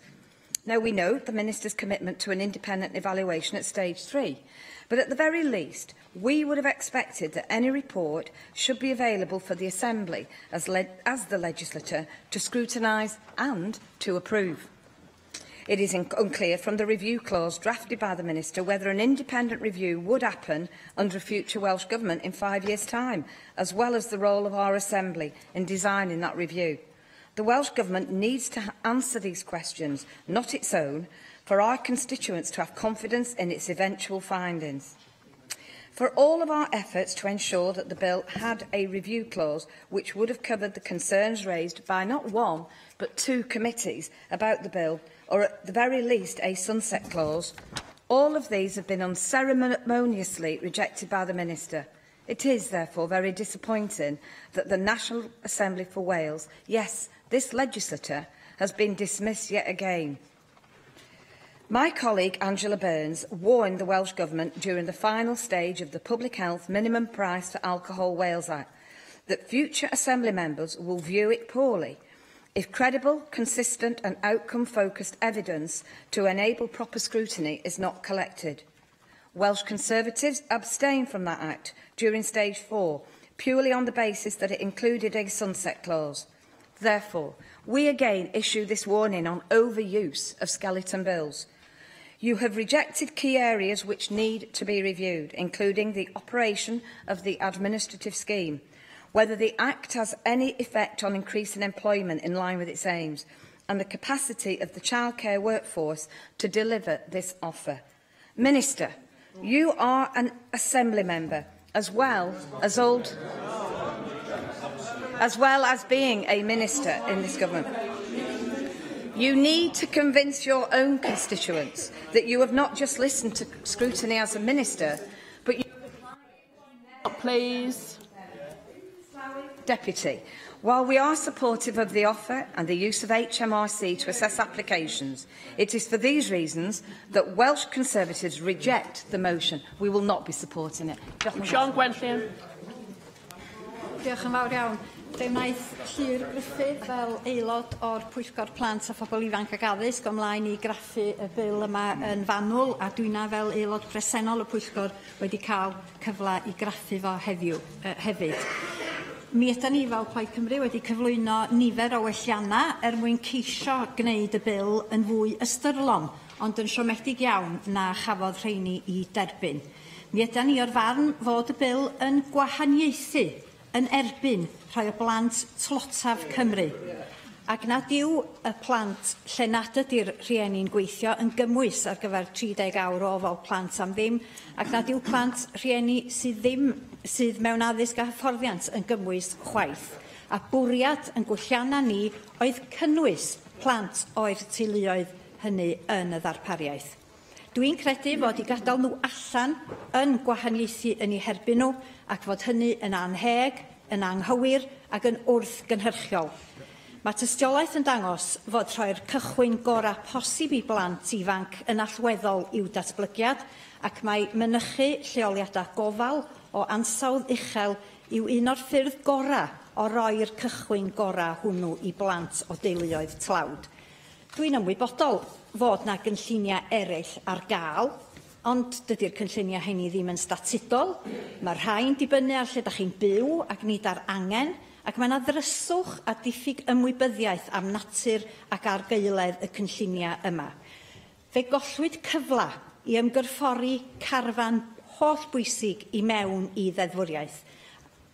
Cyfla fyddai di golygu na fydda angen i'r rhieni sydd mewn addysg, hyfforddiant neu chwilio am waith, ffeindio'i ffordd drwy'r holl ddryswch o gynlluniau yma, ac y bydda gan pawb le i fynd i gael gofal plant mewn deddfwriaeth syml fydda yn cwmpasu pawb.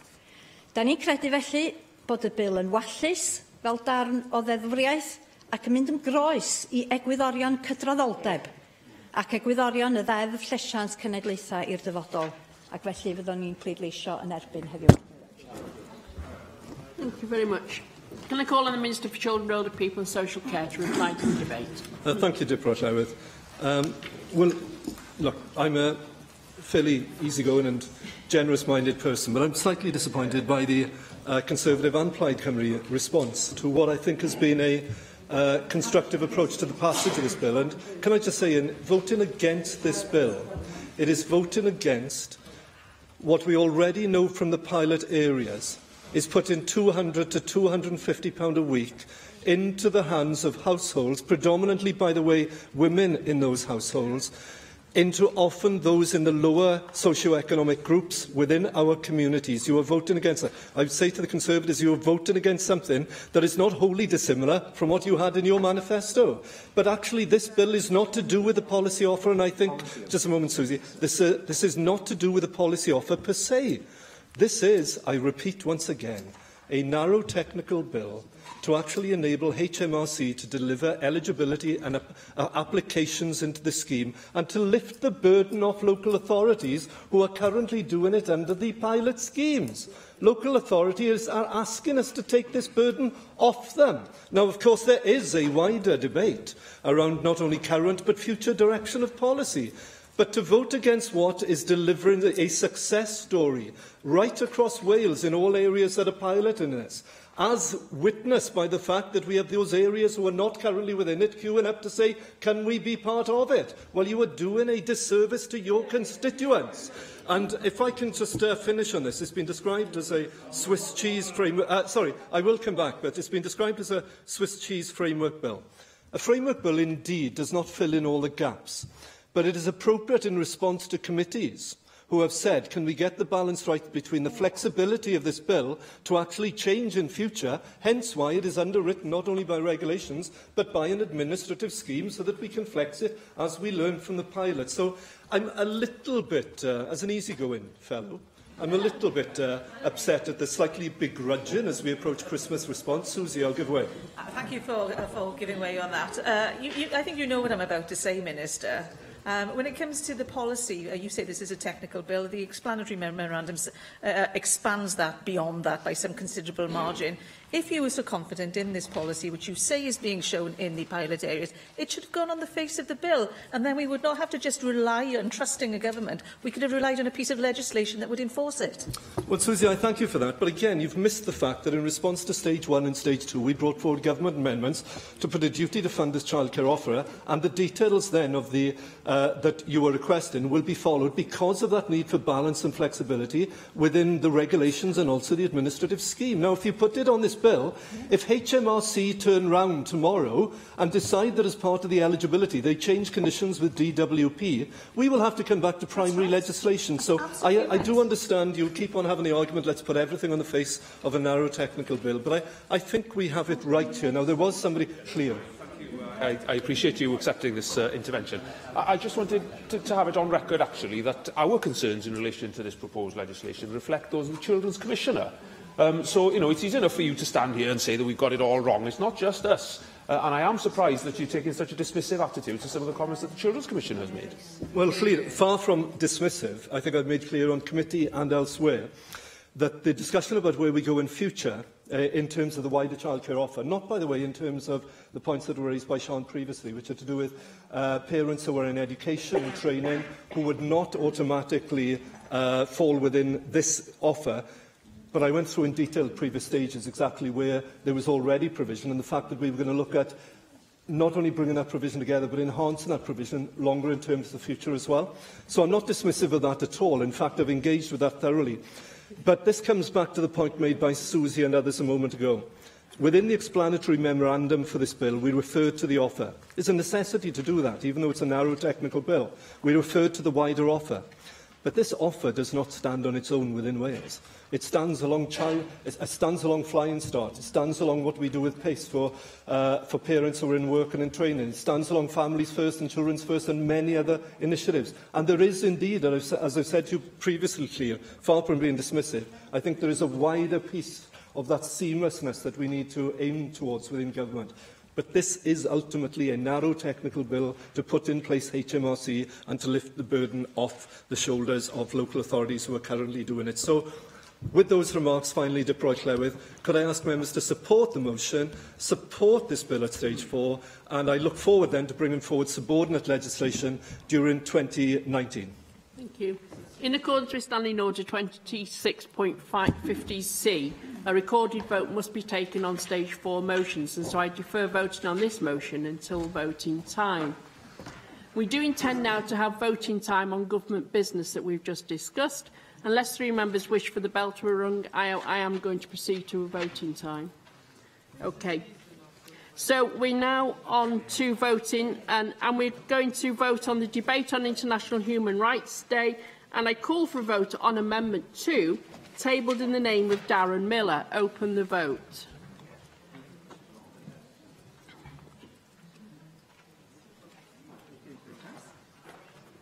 Close the vote. For the amendment 45, no abstentions, 9 against. Therefore, Amendment 2 is agreed. And I call for a vote on the motion as amended, tabled in the name of Julie James. Open the vote.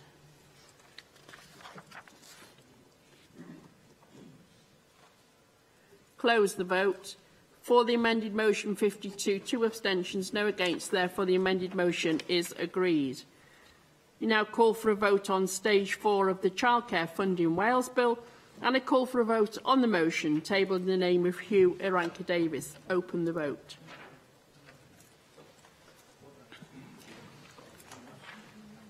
Close the vote.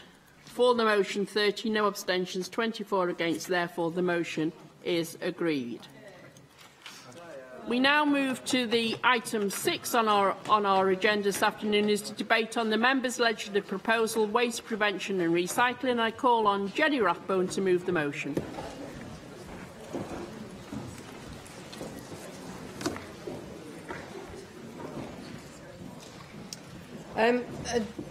David Attenborough has galvanised the British public to focus on the amount of plastics ending up in the ocean, imbibed by our sea life and ending up in our stomachs if we eat fish. So I'm glad the UK government is considering a tax on plastic packaging, targeting those that contain less than 30% recycled material or are difficult or impossible to recycle, such as plastic straws, black food trays and single-use cups for hot drinks. Whilst these largely unnecessary items, like plastic straws, have attracted publicity, they are the tip of a very large iceberg. Taxing plastic straws or cotton buds out of existence isn't going to solve the scandal of plastics in our oceans. Our aim must be to eliminate waste of all sorts altogether. We in Wales can and should be very proud of our success in reusing, recycling or composting nearly two-thirds of the 1.5 million tonnes of municipal waste we generate every year. But there's no room for complacency. 4 years ago, Wales exported thousands of tonnes of materials overseas for recycling, including 4,000 tonnes of plastics. Much of it went to China, which has now banned much of our materials to be imported from the UK, and it's ending up in other countries with even less coherent processes for dealing with it. The Environment Agency is now investigating exporters who've made false claim on thousands of tonnes of non-existent plastic waste, and a £50 million industry appears to have been penetrated by criminal gangs. Self-reporting invites fraud and error, and there's clearly inadequate oversight over what's happening to our waste. We simply cannot tolerate our rubbish being dumped on desperate developing countries who don't have the technology to do anything useful with it. Instead, it's left to leak into rivers and oceans. So, I would argue that the Welsh Government recycling targets for councils are unsustainable if they are based on fragile export markets. No doubt there's a market for aluminium at £1,000 a tonne when I last looked at it, but other items can simply are difficult to recycle. Simply, there isn't a market for them. So we need to move to a circular recycling system. Relying on recycling is masking unsustainable manufacturing practices, which the council taxpayer is having to pick up the bill for. So in terms of the 3 Rs, reduce, reuse, recycle, we need to put much more focus on reducing and reusing materials. The landfill disposal tax will, I hope, tackle the unnecessary disposal of eminently reusable materials. Particularly the higher rate tax for unauthorised disposal should serve as a financial deterrent to illegal waste activity, which is particularly a feature of the construction industry, because those fly tippers will be taxed twice over, and so they should be. Of course, the construction industry is the UK's largest users of natural resources, and as almost 90% of construction waste is inert or non-hazardous, it can and should be reused, reclaimed and recycled, and I would expect the landfill disposal tax to ensure that that will now happen. But that, in turn, will make it even more difficult for local authorities to meet their recycling targets by weight. And that is why we need to look at a different strategy. Legislation is needed to tackle the issue of packaging, particularly plastic packaging, which we generate, which is feeding the 8 million tonnes dumped into the ocean. In the Netherlands, for example, many goods are packaged in a clear plastic-like material that's made of starch and is biodegradable. German companies produce ready meals in biodegradable packages. Whilst in Wales we already have universities producing packaging from recyclable material, manufacturing industries are only using them in niche markets rather than adopting a systematic approach. In Germany, the Closed Substance Cycle and Waste Management Act, introduced 20 years ago, compels manufacturing companies to design wasteful packaging out of their processes. And it has created a vibrant waste industry, which is amongst world leaders. And this is something that I think that we could be doing in Wales too. We need to embed extended producer responsibility into all these packaging items so that the manufacturers pay for what is currently being paid for by council taxpayers. So this extended producer responsibility refocus manufacturers on life cycle thinking and making them have better access to secondary materials for their own supply chains, and also will have social benefits like tackling litter, such as cigarette butts and chewing gum, that would save councils millions of pounds every year. This, of course, that we do have some models of extended producer responsibility already, which is EU law, in things like electrical and electronic goods, batteries and cars. But outside of the EU, Japan has taken EPR a lot further. It has extensive laws that cover the life cycle of products from various industries and requires manufacturers to use recycled materials and reusable parts in new products. And so we could use the landfill disposal tax community scheme by providing grants to develop, for example, bottle deposit schemes, and glass, of course, is 100% recyclable and can be used again and again. And that also can be applied to plastics too, as they have done in Norway, where there's a deposit and return scheme in place which ensures that 97% of all their containers are recycled. So I hope that members will consider this as an effective form of legislation. I have many speakers, and this is a half-hour debate, and therefore contributions will be no longer than 3 minutes, and we'll try and call as many speakers as possible, with the exception of the Minister, of course. David Melding. Commend the member. I know she's a passionate interest in this area and is amongst the most authentic and early voices, indeed, in urging better public policy.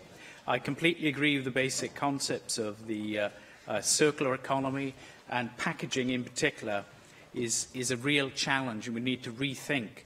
I'm old enough to remember when you used to go to the fruit area and just take a bag in, an old Hessian bag, and there was nothing around the fruit and the veg. It was just weighed and piled in. And it does need, a different outlook to do that. But it's this slower food movement coming to slower shopping, perhaps.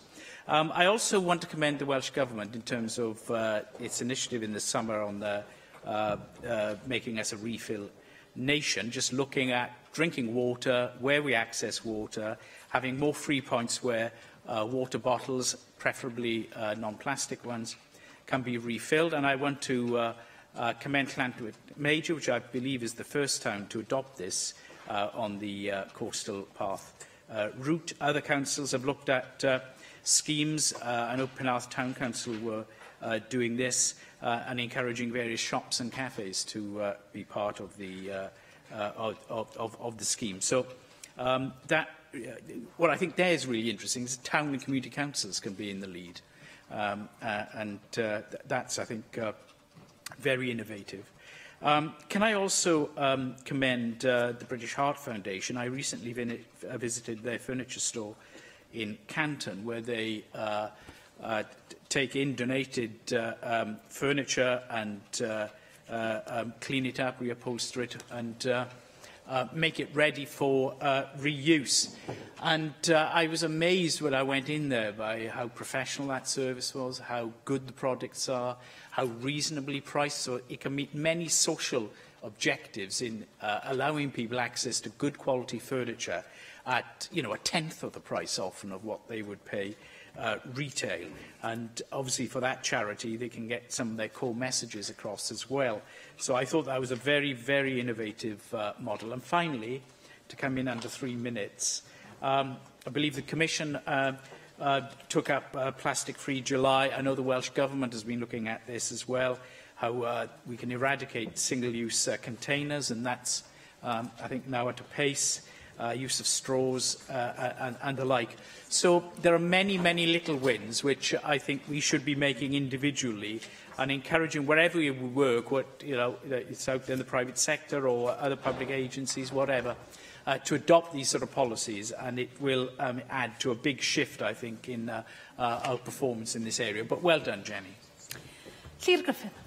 Diolch Llywydd, ac a'i groesawu y cynnig yma gan yr aelod a dweud y bydda ia a Plaid Cymru yn llwyr gefnogol I hyn. Yn wir, mi roddodd Plaid Cymru gynnig nid anhebyg lawr yn hunain y llynedd, ac felly fydd I ddim syndod yn bod ni yn cefnogi yr egwyddor yma. A mae angen cymryd, mae angen gweithredu ar frys mwyn atal plastigau rhag llygru ymhellach yn morodd a'n anfonydd a'n amgylchedd ni. Mae'n bwysig yn y cyd-destun yma hefyd yn bod ni'n cofio'r egwyddor bod y llygrwr and tally, the polluter pays principle, of course, which means that if you create the waste, then you should be the ones who pay the cost of dealing with its consequences. And in this case, I think it's right that we should introduce extended producer responsibility and require the companies who are responsible for producing so much of our waste to contribute to the costs of treating that waste. And we've all heard from the Marine Conservation Society, of course, how that if we don't change things by 2050, we could have more plastic than fish by weight in our seas, which is a very sobering thought. Now, there are serious concerns, of course, regarding where our recycled plastic waste goes, and we heard some of that in the opening contribution, so I won't repeat it, but it does remind us and increasingly show to us that rather than just recycling, we have to prevent the use of plastics, particularly single-use plastics, in the first place.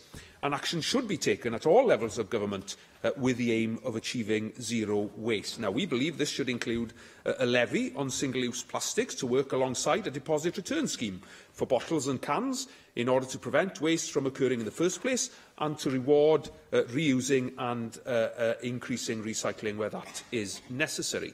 The carrier bag levy, of course, was first introduced in Wales, and it shows how a small step can make a big, big difference. And deposit return schemes have also been found to be very effective in countries with such schemes in place. Of course, we've seen the high level of bottle recycling, over 90% in Norway, Sweden and Finland, and 98.5% in Germany, which are levels at the moment that we in Wales can only dream about.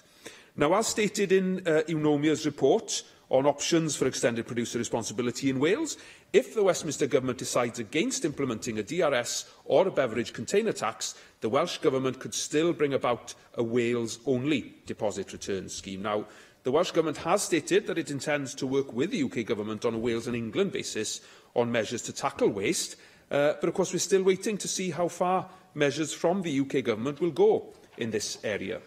Yes, it's welcome news, as we've heard, that there will be a tax on single-use plastics, as announced in the 2018 UK budget. However, it's disappointing, as far as I'm concerned, that there won't be a tax on disposable cups, and we await the outcome of their consultation on extended producer responsibility.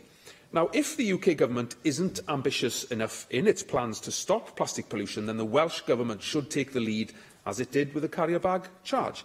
And I'd like to ask the Minister, therefore, what discussions she's had with the UK Government on this issue recently, and what progress can we expect to see? Because if it's clear that the UK Government won't be introducing the radical changes that we need to tackle this problem, then the Welsh Government need to commit to introducing its own legislation. We need behavioural change at a pace and scale that we haven't previously seen in order to tackle this problem.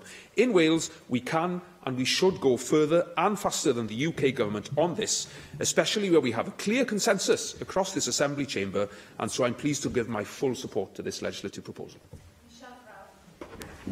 Thank you, Presiding Officer. I also support the motion. I agree that it's the producers of the packaging that need to be responsible for their part in the creation of the vast amounts of waste that ends up in the bin every year. For too long, legislators have been content to burden the householders with the responsibility for recycling and waste disposal of packaging, even though they have almost no control over what most of that waste is because they don't choose the packaging they receive. The EU Landfill Directive did nothing to reduce the use of packaging and actually very little to reduce the waste going to landfill. Whilst the fines on council slowed the rate of rubbish going to UK landfill sites, we all know that much of it was shipped to China, creating huge carbon emissions from the container ships used to carry all that waste across the globe to be dumped in landfill there. When we see images of thousands of plastic bottles in the ocean, we can apportion a fair amount of blame for that on the EU Landfill Directive. However, that's an argument for another day. I'm entirely in favour of a system that holds manufacturers responsible for the disposal of the packaging they use. But we seem to be behind the curve on this, and this proposal helps us to catch up, but ideally we should be ahead of the curve. Just a couple of days ago, Walker started an initiative that allows and encourages customers to return empty crisp packets to them. And for a while now, Costa has accepted not just their own used disposable coffee cups back for recycling, but also those of any other coffee outlet. These initiatives have come about to appeal to customers in response to demands from the market. They can't have come from a government initiative because there haven't been any. A packaging tax is not the answer, in my opinion, as costs will simply be borne by the consumer. We have to introduce proper legislation to deal with the scandals that see an online retailer send a tiny book in a huge box, or where a toothbrush is sealed by a manufacturer in a huge rectangle of near bulletproof plastic that requires a saw to open it. I would like to see this proposal encompass more than just food packaging and take the opportunity to address some of the significant concerns about food waste in the environment. For example, nothing is being done in this proposal or elsewhere to tackle the food waste that sees 86 million chickens, more than one chicken for every person in the UK, being thrown into landfill every year. That's a shockingly high figure. That contributes as much greenhouse gas emissions as 290,000 cars a year, according to anti-waste charity WRAP. And in coming up with that figure, WRAP took into account the cost of rearing, feeding and transporting the live birds, along with the releases of gases if they're placed in landfill. It's also been estimated that UK households throw away 34,000 tonnes of beef every year, the equivalent of 300 million beef burgers. In fact, the average family throw away £700 worth of food every year. That's an awful lot of waste that isn't addressed by this proposal. And perhaps there's going to be another one in the pipeline, and maybe you'll tell us about it if so. Neither does this proposal address the issue of packaging for non-food items. We're all probably familiar with the mountain of polystyrene and cardboard that accompanies a new washing machine or TV, or actually most goods, that have been used by the retailer to ensure safe arrival. But then it's down to the consumer via their council tax to deal with it.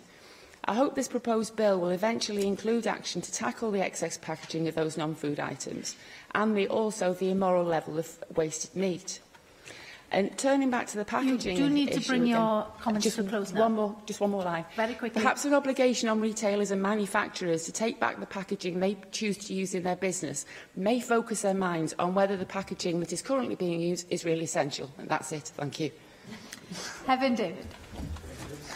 Diolch, Lewis.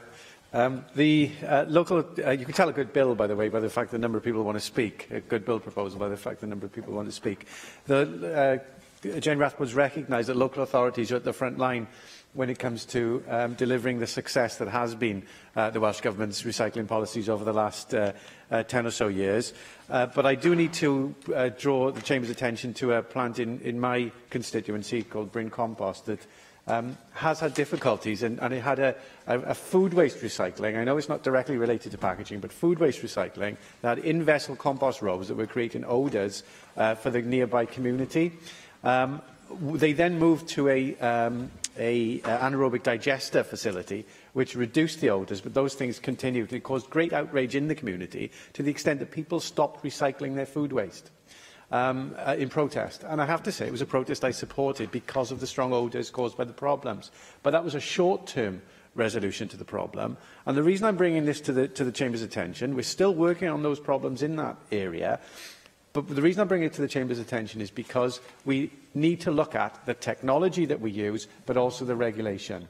And this is what this bill is about. It's about regulation and effective regulation and changing the way you regulate.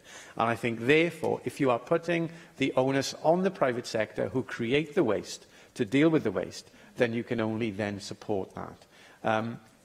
In order to address those public concerns, two things: you need to get public buy-in, which I think this bill would achieve, but also you give the power to the public sector to regulate the private sector. That's one of the problems we had in the Bryn Combos situation. The Natural Resources Wales regulator didn't have enough power. And I think if this bill is to be successful, you've got to have that regulatory statutory power behind it. But I would like to give it a welcome and recognise that it does achieve those two things. Julie Morgan. Thank you very much. Just a few quick points. I really welcome this proposal and congratulate the member on bringing it forward. I agree it's very difficult to go much further with recycling. We've got to reduce, reuse and recycle. I'm very pleased that the member mentioned the deposit return scheme issue, as did Claire Griffith, because I think that it is a bit of a no-brainer, really, that we should bring in a deposit return scheme. And I'd also like to ask the Minister if there is anything that she can say to update us in relation to what is going on in working together with England about bringing in a deposit return scheme. I had some dealings with the Llangattock litter pickers, who gave us statistics, which I'm sure the Minister and the member have seen, about the number of plastic drinks bottles, which are easily the biggest component of any litter that is collected. So that's the one point that I'm very pleased about the deposit return scheme, and wondered if we could have a comment about that. And then the second point is really, Hefin David refers to we need public buy-in, and I do think that there would be public buy-in for this bit of legislation. I know the Minister has visited my constituency, where we launched a plastic-free Ribena along with our MP Anna McMorran, and that is spread to different parts of the constituency. And last week I went to Lisvane Primary School, where they've got an eco-committee who have got a whole list of proposals that they would like to bring in. And one of them is about packaging, in reducing packaging. And one of their commitments is to try to ensure that their parents don't buy food that is heavily packaged. So I think that there is certainly that wish and that goodwill there. So I thoroughly support this proposal.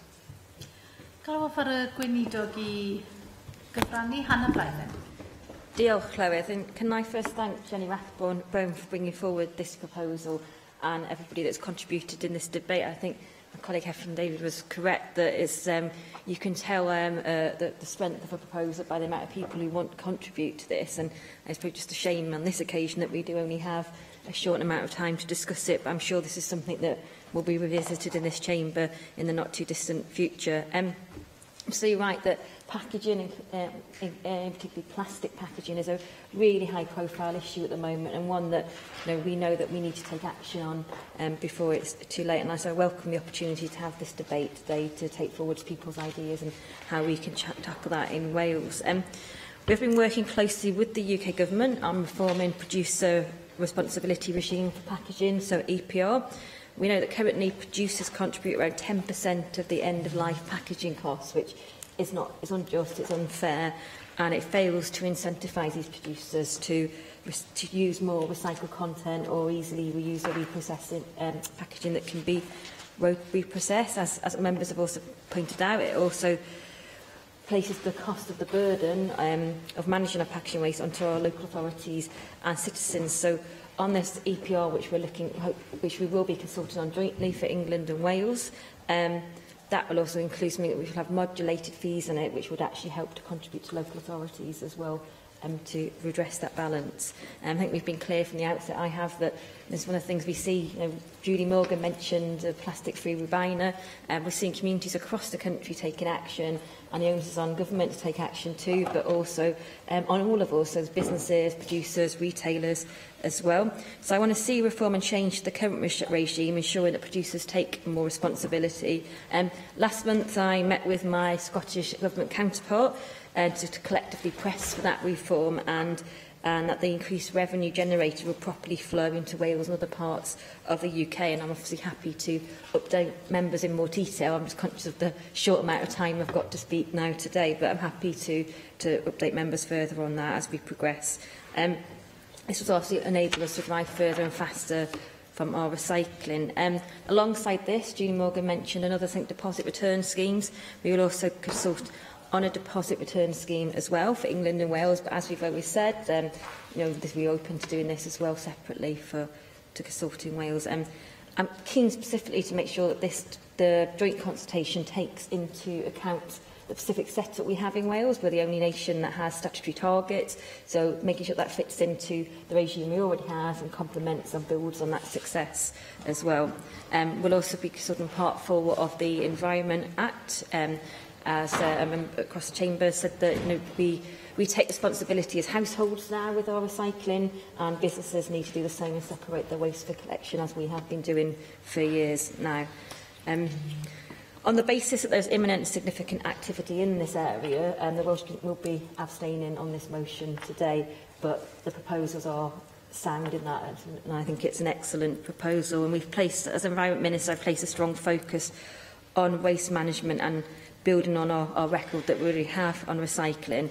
But as the member said, recycling is just one end, and it's actually looking at reuse, reduce, and actually how we start things, tackle things at the start of the life as well as the end of the life. And David Melden mentioned, I didn't catch the name of the venue, but in Canton, the reuse place. I've visited a number of reuse places in the last few months, and I'm pleased that Welsh Government have been able to commit funding to support those sort of initiatives as well, because, as you said, it not only has environmental benefits, you see the broader social and economic benefits that these initiatives brings, and you can find some amazing bargains as well. And I actually had a look through the vinyl in the last place I went to while I was there. Next year also we talked about circular economy. Circular economy is key. I want us to be the most circular nation in the world when it comes to our economy. So not only investing in our environment, but investing in our prosperity of our country and our people as well. I think this is one of the things we've been working on long before it became quite a fashionable term, but it's actually now how we solidify it in the areas that the member has suggested as well, and all the work that we're doing investing in with Welsh businesses to help them to move to a more sustainable alternative as well. Ultimately, we want to see people recycle, but we want to see packaging reduced, unnecessary packaging reduced to an absolute minimum, and make sure that any recycling is able to be reprocessed and recycled. So, in concluding, I just want to reiterate my welcome for this proposal put forward today, which resonates with the Welsh Government's strategy towards zero waste and our pathway towards a more circular economy in Wales. So, diolch yn fawr. Jenny Rathbone i ymateb i'r ddadl. Well, I'm very pleased that members from across all 4 parties have supported this proposal. I think I didn't look at food specifically, because I think a lot of it is to do with getting the public on side and getting them to eat real food at all. So I haven't addressed food waste, and I haven't yet worked out a way in which we could apply EPR to food waste, although it's a very interesting area. The 86 million chickens thrown into landfill, I'm still reeling from. I think that we clearly have very large support for the deposit return scheme and also for extended producer responsibility, and I think we need to move on that quite quickly. In the meantime, whilst we get these deposit return schemes up and running, I do think that there is a role for government to ensure that all local authorities are separating their glass from the rest of their recycling, because at the moment all the glass is doing is contaminating the recyclables with shards of glass, because obviously as in the compacting that is what happens. So thank you very much indeed for the support, and I hope we can move forward on legislation. Y cynnig yw I nodi'r cynnig a oes unrhyw aelod yn gwrthwynebu.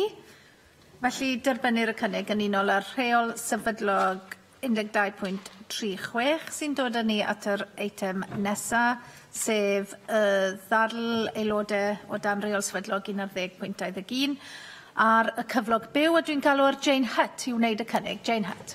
Diolch, Llywydd. I'm pleased to open this debate on the real living wage following Living Wage Week last month. And I'm delighted with the cross-party support for this individual members' debate today.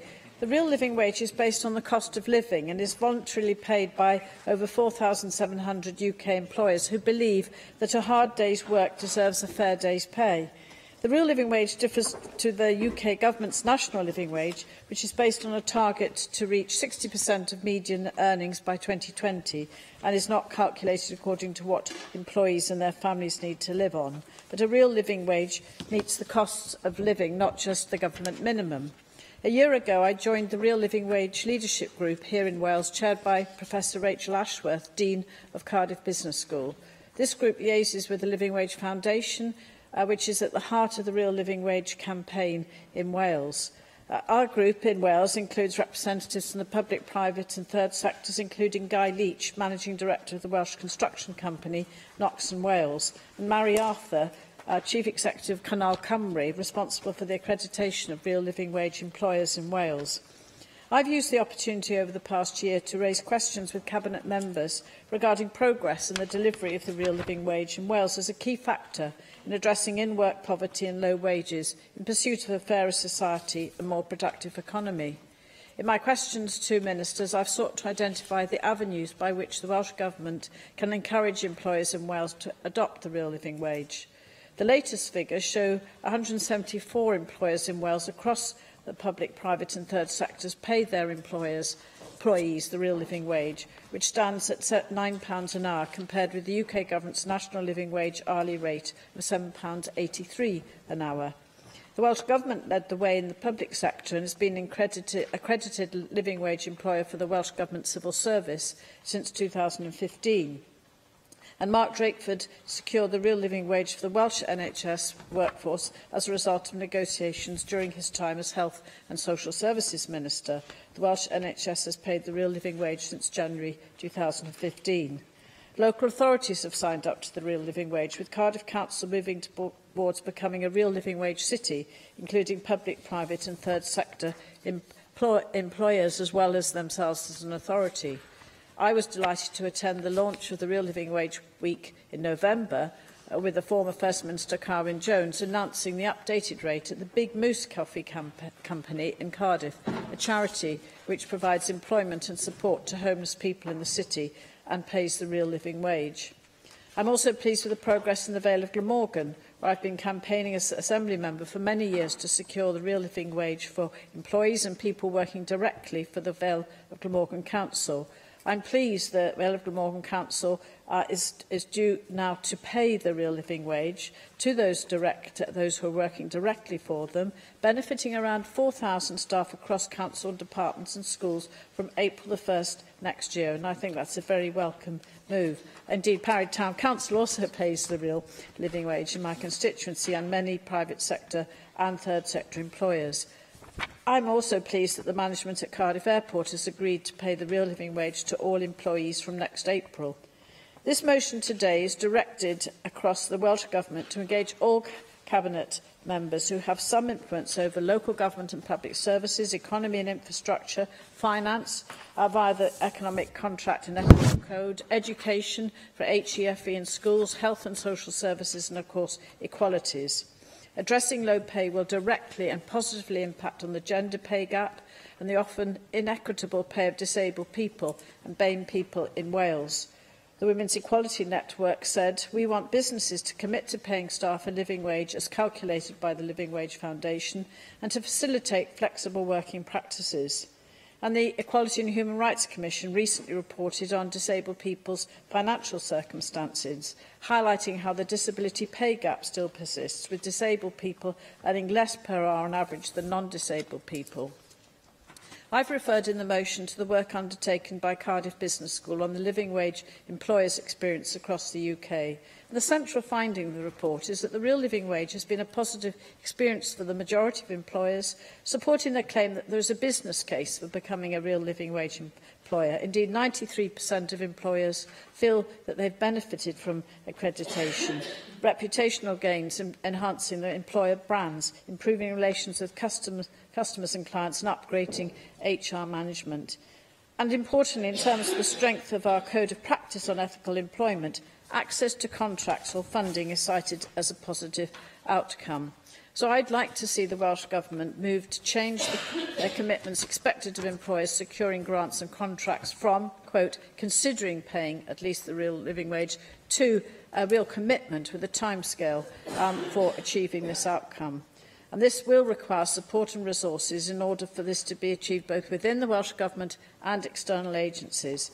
And I think it's to Scotland we can see lessons learned about the positive impact of this investment. So I would ask the Welsh Government and the future First Minister and our new First Minister to include the real living wage as a key priority in the Fair Work Commission brief, and to steer a cross-government coordinating group to set milestones for this Welsh Government to work to and achieve. And I look forward now to hearing members' contributions. Mark Isherwood. I'm pleased to support this motion, funded by the Joseph Rowntree Foundation. What was then called a minimum income standard was first calculated and documented by Loughborough University's Centre for Research and Social Policy in 2008. This was a UK average and did not include variations inside and outside London. Following a campaign by Wrexham-based TCC, Together Creating Communities, the Assembly introduced a living wage on the basis of the minimum wage plus 15% for cleaning and contract staff in 2006. 6 years ago today, the Assembly formally announced that it had become an accredited living wage employer. The Cardiff Business School report, The Living Wage Employer Experience, notes that the living wage has influenced UK government policy, quote, most notably with the 2015 announcement of the national living wage, and evidence of real living wage employers having a human resource motivation. The real living wage is the only UK wage rate voluntarily paid by over 4,700 UK businesses, over 3,000 of which have gained Living Wage Foundation accreditation, who believe that their staff deserve fair pay. These employers pay the real living wage, higher than the government minimum, and the London living wage in London. Over 180,000 UK employees have received a pay rise as a result of the Living Wage campaign, and the Living Wage Foundation states that it enjoys cross-party support. The rates are calculated annually by the Resolution Foundation on behalf of the Living Wage Foundation and overseen by the Living Wage Commission set up in January 2016, using a formula based on what happens to living standards from one year to the next in both London and the UK. The Commission provides a transparent decision-making forum to resolve specific judgments about how to incorporate policy changes and new sources of data into the calculation. It also advises on how to manage extreme year-to-year variations from general rises in living costs. While the current UK living wage outside London is £9 an hour and £10.55 per hour in London. But average earnings in Wales are lower and have grown slower than in other UK nations. According to the Bevan Foundation, 300,000 employees in Wales are paid below the voluntary living wage. Their 2016 Fair Wage report shows that the living wage would benefit Wales employers, employees and their families and the wider economy with minimal risks. They state the benefits for Wales employers include increased productivity, improved staff recruitment, attainments and retention, and reputational enhancement, with very modest impacts on wage bills, although varying with the size and sector of the organisation. They add the benefits for Wales employees include more cash, more time and increased well-being, although the extent of the gains depends on employees' working patterns, welfare entitlement and other household arrangements. The wider economy, they say, benefits from increased tax and national insurance revenues and savings on benefits. Modelling of the impact on total employment suggests that at worst there's a very small risk of very limited job loss and at best some increase in employment. Importantly, they say, many households may find that they are able to have slightly higher income without working additional hours, be more financially secure and may be less reliant on benefits. The gender pay gap is likely to narrow due to the over-representation of women in Wales' low-paid workforce, and individual well-being and financial independence can also be strengthened. Well, as a certain former Mayor of London said, it's a win-win scenario for the workforce and employers alike. Importantly, he said, this isn't just about economic dividends, but the immeasurable improvement to quality of life and workplace morale. Well, Welsh Conservatives believe in aspiration and that hard work should be rewarded with fair pay. Our workforce is the most valuable asset we have, and anything which undermines their efforts is damaging to our economy. It's vital that people get the wages they're entitled to. Yes, we support the national living wage, which stands to benefit 150,000 working people in Wales by 2020. However, we also recognise that the real living wage can provide clear benefits in terms of productivity and absenteeism. We've therefore long supported action to build on the national living wage to further support public sector workers, and every large business should also aim to pay the voluntary living wage, and we should work with small businesses to explore how they can achieve this on a sustainable basis. Anything which can further improve the living standards of the hard-working people of Wales should be explored. Mary Jones. Thank you, Llywydd. I'm pleased to rise today to support this motion and was very glad to see it tabled by Jane Hutton in the first instance and supported by so many colleagues.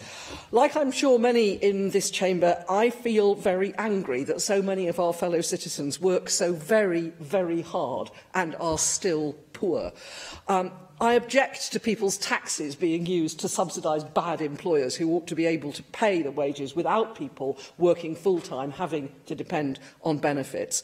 And of course it is particularly women, often women working a number of part-time jobs, that are affected by low wages, and it is on women's experience that I particularly want to focus today. It's clear the living wage policy has been a success, and clearly expanding it has been an important part of the government's economic and tackling poverty strategies. But still, an estimated 26% of employees in Wales are paid below the real living wage. That means just over a quarter of our fellow citizens effectively living in in-work poverty. And that's and we mustn't confuse the actual living wage, the real living wage, and what is called the living wage, what is the statutory minimum. Now, a disproportionate number of those 26% are women, particularly part-time workers and those under 30, and women face many additional economic penalties. The pay gap between women and men, we sometimes call it a gender pay gap, but actually it's a sex pay gap, and it's quite important, I think, to use the correct legislation as it is referred to in the Equality Act. Between women and men on a medium hourly full-time basis, excluding overtime, in April this year was 7.3% in Wales and 8.6% in the UK. Now, that's sadly not because women in Wales are paid any better, it's because men in Wales are paid slightly worse. In Wales, the gap has increased by 0.9 percentage points, and in the UK, it's decreased by 0.5 percentage points. So we could argue that here we are at risk of travelling in the wrong directions.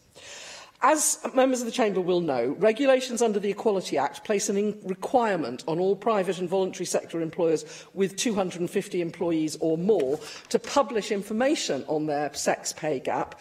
And following the first round of reporting this year, and based on over 10,000 employers reporting, just over 78% reported that they paid men more than women on average. And of course, this is focusing on full-time pay, and it doesn't look at the part-time work penalty that we know women suffer from.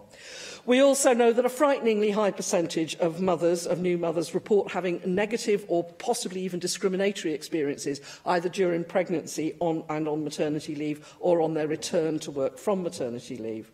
It's clear that the government needs to take, our Welsh Government, more action on this, though what they've done already is welcome. Tackling low pay and discrimination against women in the workplace has to become more of a priority, and I very much hope the work that's being done, but led at the moment by the Leader of the House, will help to contribute towards that. The minimum wage policy, as I said, have had some successes, and it's enabled a discussion of living wage to become more prominent, but it remains the case that in Wales, an estimated 8% of jobs pay the legal minimum wage, and some of them less than that. And that's leaving a great many of our fellow citizens working very hard and staying very poor. We know from the Low Pay Commission's work that over half of those low-paying jobs are concentrated in 3 sectors: retail, hospitality and cleaning and maintenance. If you take those caring employed in the private sector, that would also include carers. But because we have, for example, introduced living wage in the health service, carers as a whole don't show up. But if you take the ones employed by the private sector, they belong there. So we can't, in my view, have a meaningful discussion in this chamber about low wages, poverty and economic exploitation without including sex discrimination in the debate. We must tackle segregation in employment, we must tackle the maternity payment penalty and straightforward sex discrimination. I would go further and say that we can only tackle low wages if we eliminate the sex pay gap, and many of our economic problems would be substantially reduced if we were able to do so. So I'd like to associate myself with some of the comments that Jane Hutt has made about practical things that the Welsh Government could do. For example, if it announced that it and other public sector organisations in Wales would only use living wage employers for cleaning, maintenance, hospitality and care, what a signal that would send to those industries and what a huge impact it would have. So I hope that the Government will support this motion. Our hard-working fellow citizens deserve no less from us. We will not tackle in-work poverty unless we tackle sex discrimination in the workplace, and I believe that there is so much more that we could do. Hefin David. It seems we've come a long way since 1997, and listening to Mark Isherwood list the benefits of a real living wage, wouldn't it have been great for him to have been around in the mid-1990s to try and persuade the Conservative government to introduce a national minimum wage? They were dead set against it, absolutely categorically dead set against it. The national minimum wage, according to them, would destroy our economy. They've now changed their minds, and it's good that it's been the Labour Party that has created that change. But having said that, the work of government must continue, and that's why this motion is so worthy of support, and the fact that the real living wage is what we should be paying throughout Wales, as Helen Mary Jones has said. I just wanted to draw attention to Educate, HEFCU and Wales Cooperative Centre in my constituency, who are all accredited living wage employers, and Caerphilly Council, who are not an accredited living wage employer, but pay the real living wage. I'd also like to focus my comments on the Cabinet Secretary's policy for the foundational economy and the Economic Action Plan, and particularly the work that the Centre for Research on Social and Cultural Change in Manchester has done, CRESC has done, and they've highlighted the fact that if you have a focus on the foundational economy, it will also focus on low-wage, low-tech employment, and that is particularly the problem in Northern Valleys communities and many of the communities in the northern part of the constituency that I represent. It is a particular problem. And that is partly because the environment is dominated by small firms, and particularly micro firms.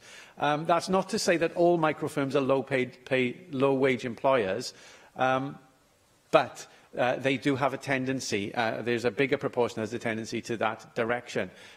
We'd often talk about human resource practices in small micro firms as bleak house, in that it's not the paradise that you might think. You don't get the freedom that you might think working in a small firm. But I do want to draw the Chamber's attention to the FSB report that was produced and launched today, A Skillful Wales, in which they also highlight that micro firms are also more likely by 53% to be using and paying the real living wage than firms employing more than 10 people. So there is a good picture. It's a complex picture, but there is a good picture in the foundational sector. So a policy focus on the foundational economy that the Cabinet Secretary now enthusiastically espouses gives the Welsh Government those levers in the areas that they've chosen as sectors, that's care, food, retail and tourism. Their significance as providers and employers means that the Welsh Government can gain leverage on economic and social outcomes in those foundational sectors. Specifically, CRESC suggests the Welsh Government should break with the idea of creating a generic business environment with non-standard policies which are adapted to sectoral characteristics and specific business requirements, recognising the complexity of the foundational sector and even those 4 sectors that the government have chosen, recognising the complexity and using what governmental power there is to leverage influence in those sectors. In food, for example, this might involve negotiating with suppliers on formal commitments on sourcing, training and living wages. CRESC argue the government should encourage responsible business by promoting continuity of ownership for SMEs. One of the problems is that when our SMEs get to a level of success, they're then bought by other organisations who may not have the same altruistic motives with regard to their human resource practices. So public procurement can also play an important part, where Welsh Government uses its procurement powers to boost the foundational economy by requiring contractors and suppliers to pay the living wage. We can create a policy environment that supports the foundational economy and locally based SMEs, and then embed within that a culture of paying the living wage in those companies. It has a potential to be hugely beneficial to SMEs if you pay the living wage. Has already been outlined the benefits to an organisation of doing so. And we can create that right policy environment. There is an example in that we've talked about before in Preston with the anchor organisations, but also talking about the supply webs that exist across the Northern Valleys, enabling those to grow, expand, and then eventually pay the real living wage in those organisations. Rhina Piorwerth. Diolch Llywydd, ac dwi'n yn falch iawn o allu cefnogi yr cynnig yma. Mi yda ni wedi dod yn ymhell iawn fel mae Hefin David newydd i ddeud o'r dadleuon na nôl yng nghanol y 90au ynglyn â gwerth lleiafswm cyflog bryd hynny, ac mae hi'n deud rhywbeth am yn dealltwriaeth ni rwan bod y blaid nath wrthwynebu lleiafswm cyflog nôl bryd hynny, bellach wrth gwrs wedi cyflwyno rhyw fath o lleiafswm cyflog i hynna nhw, nad y lleiafswm cyflog fel mae y rhai ni ohona ni sy'n eisiau mynd ymhellach yn dymuno ei weld. Ond wir, da ni yn deall yn dydan be ydi gwerth i'r economi'n ehangach, rhoi rhagor o arian i bobl am ei gwaith caled nhw. Ers dalwm diweithra, taclo diweithra oedd y nod. Da ni'n deall erbyn hyn mae cyflogau uwch gwell swyddi ag ati mae economi Cymru angen. Mae o'n bryder gyda fi, a dwi wedi adrodd hynny sawl tro ma'n cynulliad bod Llywodraeth Cymru ar hyn o bryd yn dal yn rhoi gormod o bwyslais braidd ar y ffaith bod y diweithra ydy yn gymharol isel yng Nghymru ar hyn o bryd. Mae o'n beth da, ond allwn ni ddim dibynnu ar hwnnw fel yr arwydd o lle mae'n economi ni arni.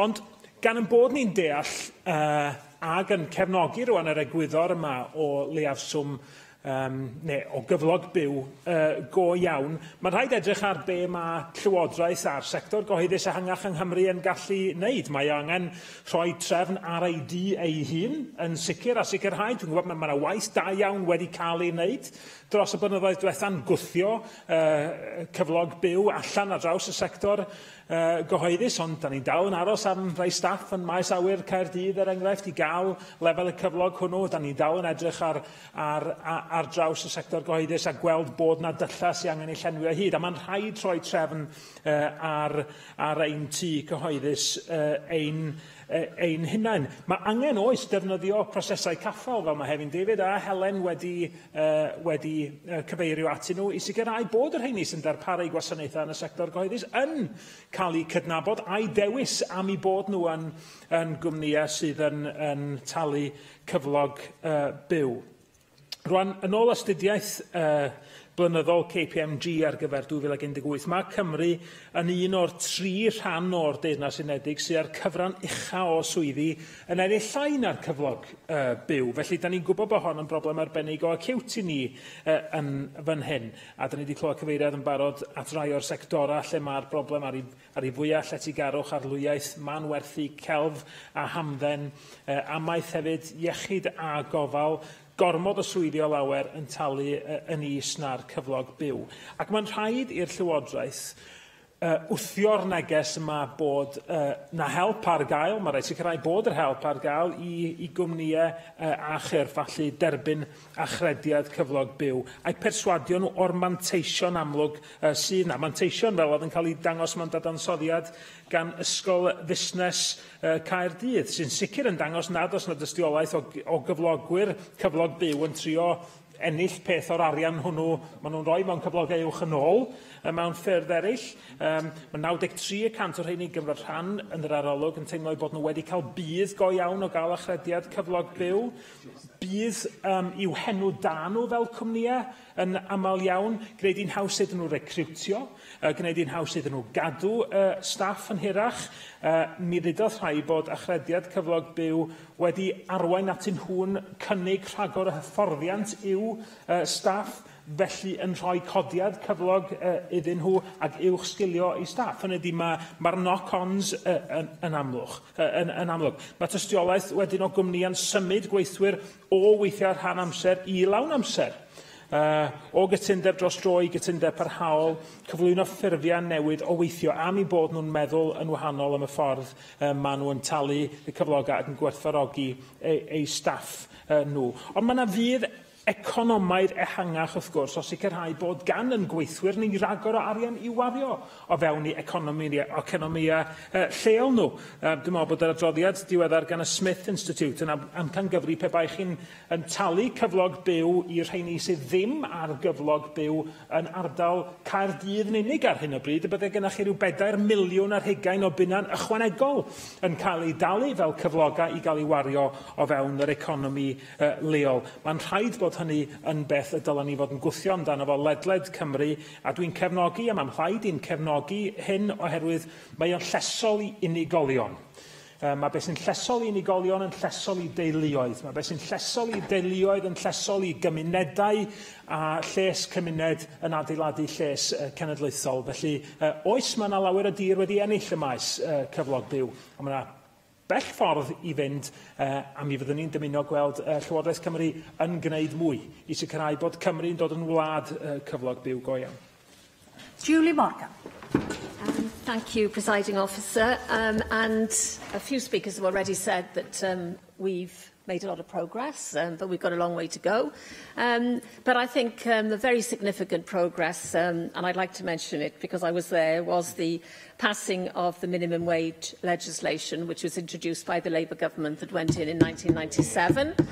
Part of its great reforms, and I think that was the beginning, which has led now to this campaign. And I congratulate Jane Hutt and Nick Anthony and others for bringing this forward today, because I think this is a real bread and butter issue, as our new First Minister has said. It's about the money that workers have in their pockets after the bills are paid. It addresses in-work poverty, as others have here said today. I mean, it's one time we thought if you had a job, that was it, you were out of poverty.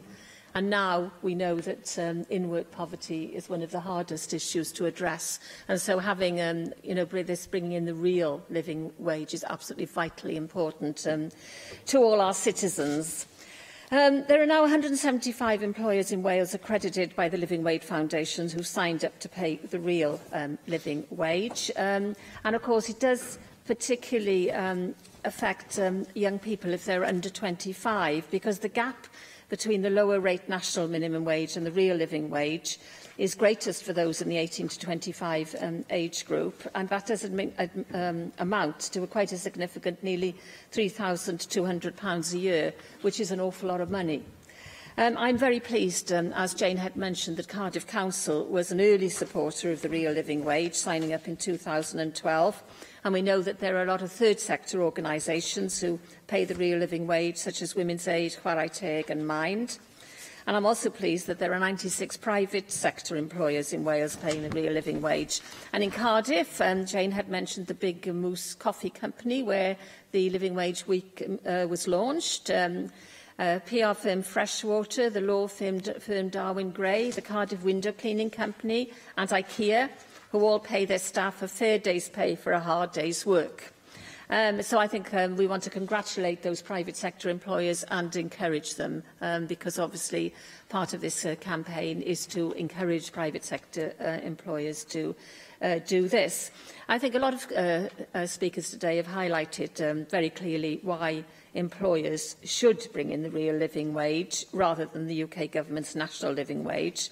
And there are moral reasons. We want people to have enough money to live on. But obviously there are sound business reasons as well. And several speakers have already mentioned the Cardiff Business School's Employer Experience Survey of 840 employers carried out in autumn 2016. And I think speakers have highlighted the real benefits of introducing the real living wage, and I won't repeat those. But I think paying the real living wage is so important to those who are in low-paid work, because it can be the difference between making ends meet and going under. And I think we all know the terrible stress that so many families are under at the moment. Particularly, we see the people in our surgeries, and the austerity has hit so many families so hard. And as a country, we have too many workers who are on low wages.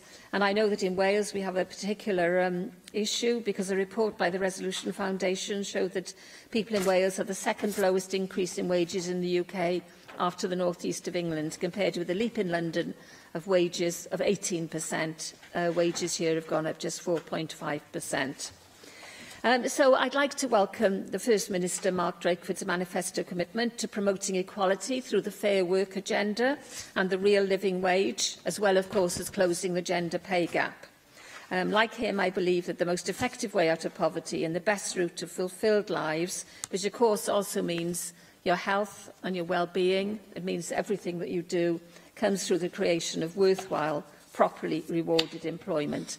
And the Welsh Government does have a great opportunity to spread the living wage through our supply chains, which would create and help create prosperity throughout the country. Galwaf ar ysgrifennydd y Cabinet dros economi a thrafnidiaeth, Ken Skates. Diolch, Llywydd, and can I begin by thanking Jane Hutt for bringing forward this important and I think very timely debate and motion this afternoon. Jane has been a tireless campaigner over many, many years for greater workers' rights in Wales, both in and, it's fair to say, out of government.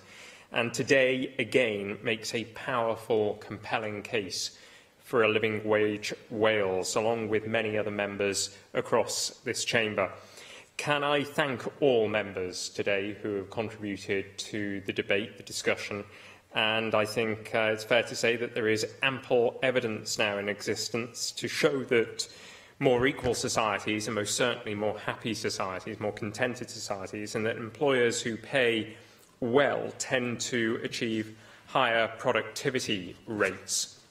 And within the foundational economy, as we've heard, there is a particular issue with low wages, but it's also in the foundational economy that we see a high proportion of women in employment, which in turn contributes to the gender pay gap that we tragically have in our society and must get to grips with. And that's why we are focusing more than ever on what we can do to support better wages, higher quality work in the foundational economy. It's why the Valley's task force work has centred greatly on the role of the foundational economy, and it's why the Welsh Government is happy to support the motion this afternoon, because making Wales a more equal nation, a nation where everybody has access to fair work that pays a living wage and where all workers can develop their skills and careers, is a fundamental objective of this Welsh Government.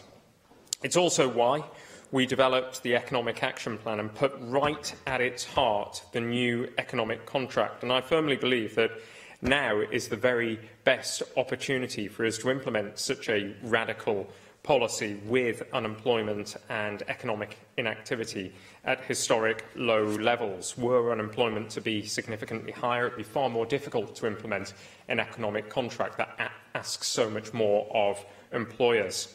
And the contract sets out a very clear expectation that businesses should clearly demonstrate their commitment to fair work if they wish to access Welsh Government funding.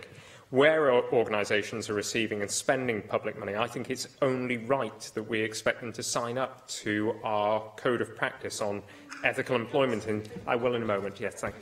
On ethical employment in supply chains, and do all that they can to make sure their own workers and the workers within the supply chain are employed fairly, and I'd like to give way to Helen Mary Jones. Thank you very much, Cabinet Secretary. I'm wondering if in those guidelines you can include looking at how segregated the workforces are in companies, because we know that that is the basis. You know, while we carry on paying the men who fix our cars more than the women who look after our children, we're still going to be stuck in this place. So in revised guidelines, could you perhaps take a look at how monitoring that, the segregation might work? And more than happy to do that, because as the member said, it's more prevalent in certain industries and in certain sectors, and I'm pleased that we will be reviewing all of the guidelines, and I think that segregation is a key feature that we must take a closer look at.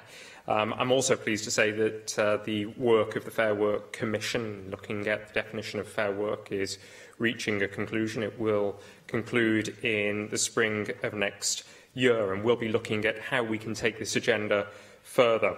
To support the implementation and adoption of the real living wage, we're going to look at options that include using our own powers and levers to achieve the goals that I think everybody has supported today in the wider workforce. And Professor Edmund Heery, the main author of the Cardiff University report that we have discussed today, is, I'm pleased to say, a member of that commission. Now, the Code of Practice on Ethical Employment in Supply Chains now includes a commitment to consider paying the living wage to all staff and encouraging suppliers to do the same. So far, 150 organisations have now signed up to the Code, including all of our police forces, health boards and universities. 14 local authorities have signed up and others are expected to do so soon. 84 private businesses in a wide range of sectors and 17 charities are also on board. It's a good start, but we wish to see that number rise dramatically. I think it's encouraging to hear about Cardiff Council's ambition to be one of the UK's first living wage cities. And it's not only larger public bodies that are becoming accredited. Barry and Brecon Town Councils are also doing so, and that's a huge credit to them. I'm also pleased that the Code of Practice has been of great interest outside of Wales as well. For example, the UK Director of Labour Market Enforcement included a recommendation on the Welsh Code in his last annual report. He could see the benefit of using public expenditure as a lever to address non-compliance with labour laws and minimum wages. So I think that we are ahead of the rest of the UK in many respects, and certainly in asking public bodies and smaller businesses and charities to publish anti-slavery statements as part of their commitment to this code. Only large businesses are obliged to do this under the Modern Slavery Act 2015. But we shouldn't just look at wages in isolation from other aspects of fair and lawful work. And this is something that Helen Mary Jones talked about in relation to sex discrimination, and it's also something that Julie Morgan touched on in relation to age discrimination, in particular the challenge that many young people face.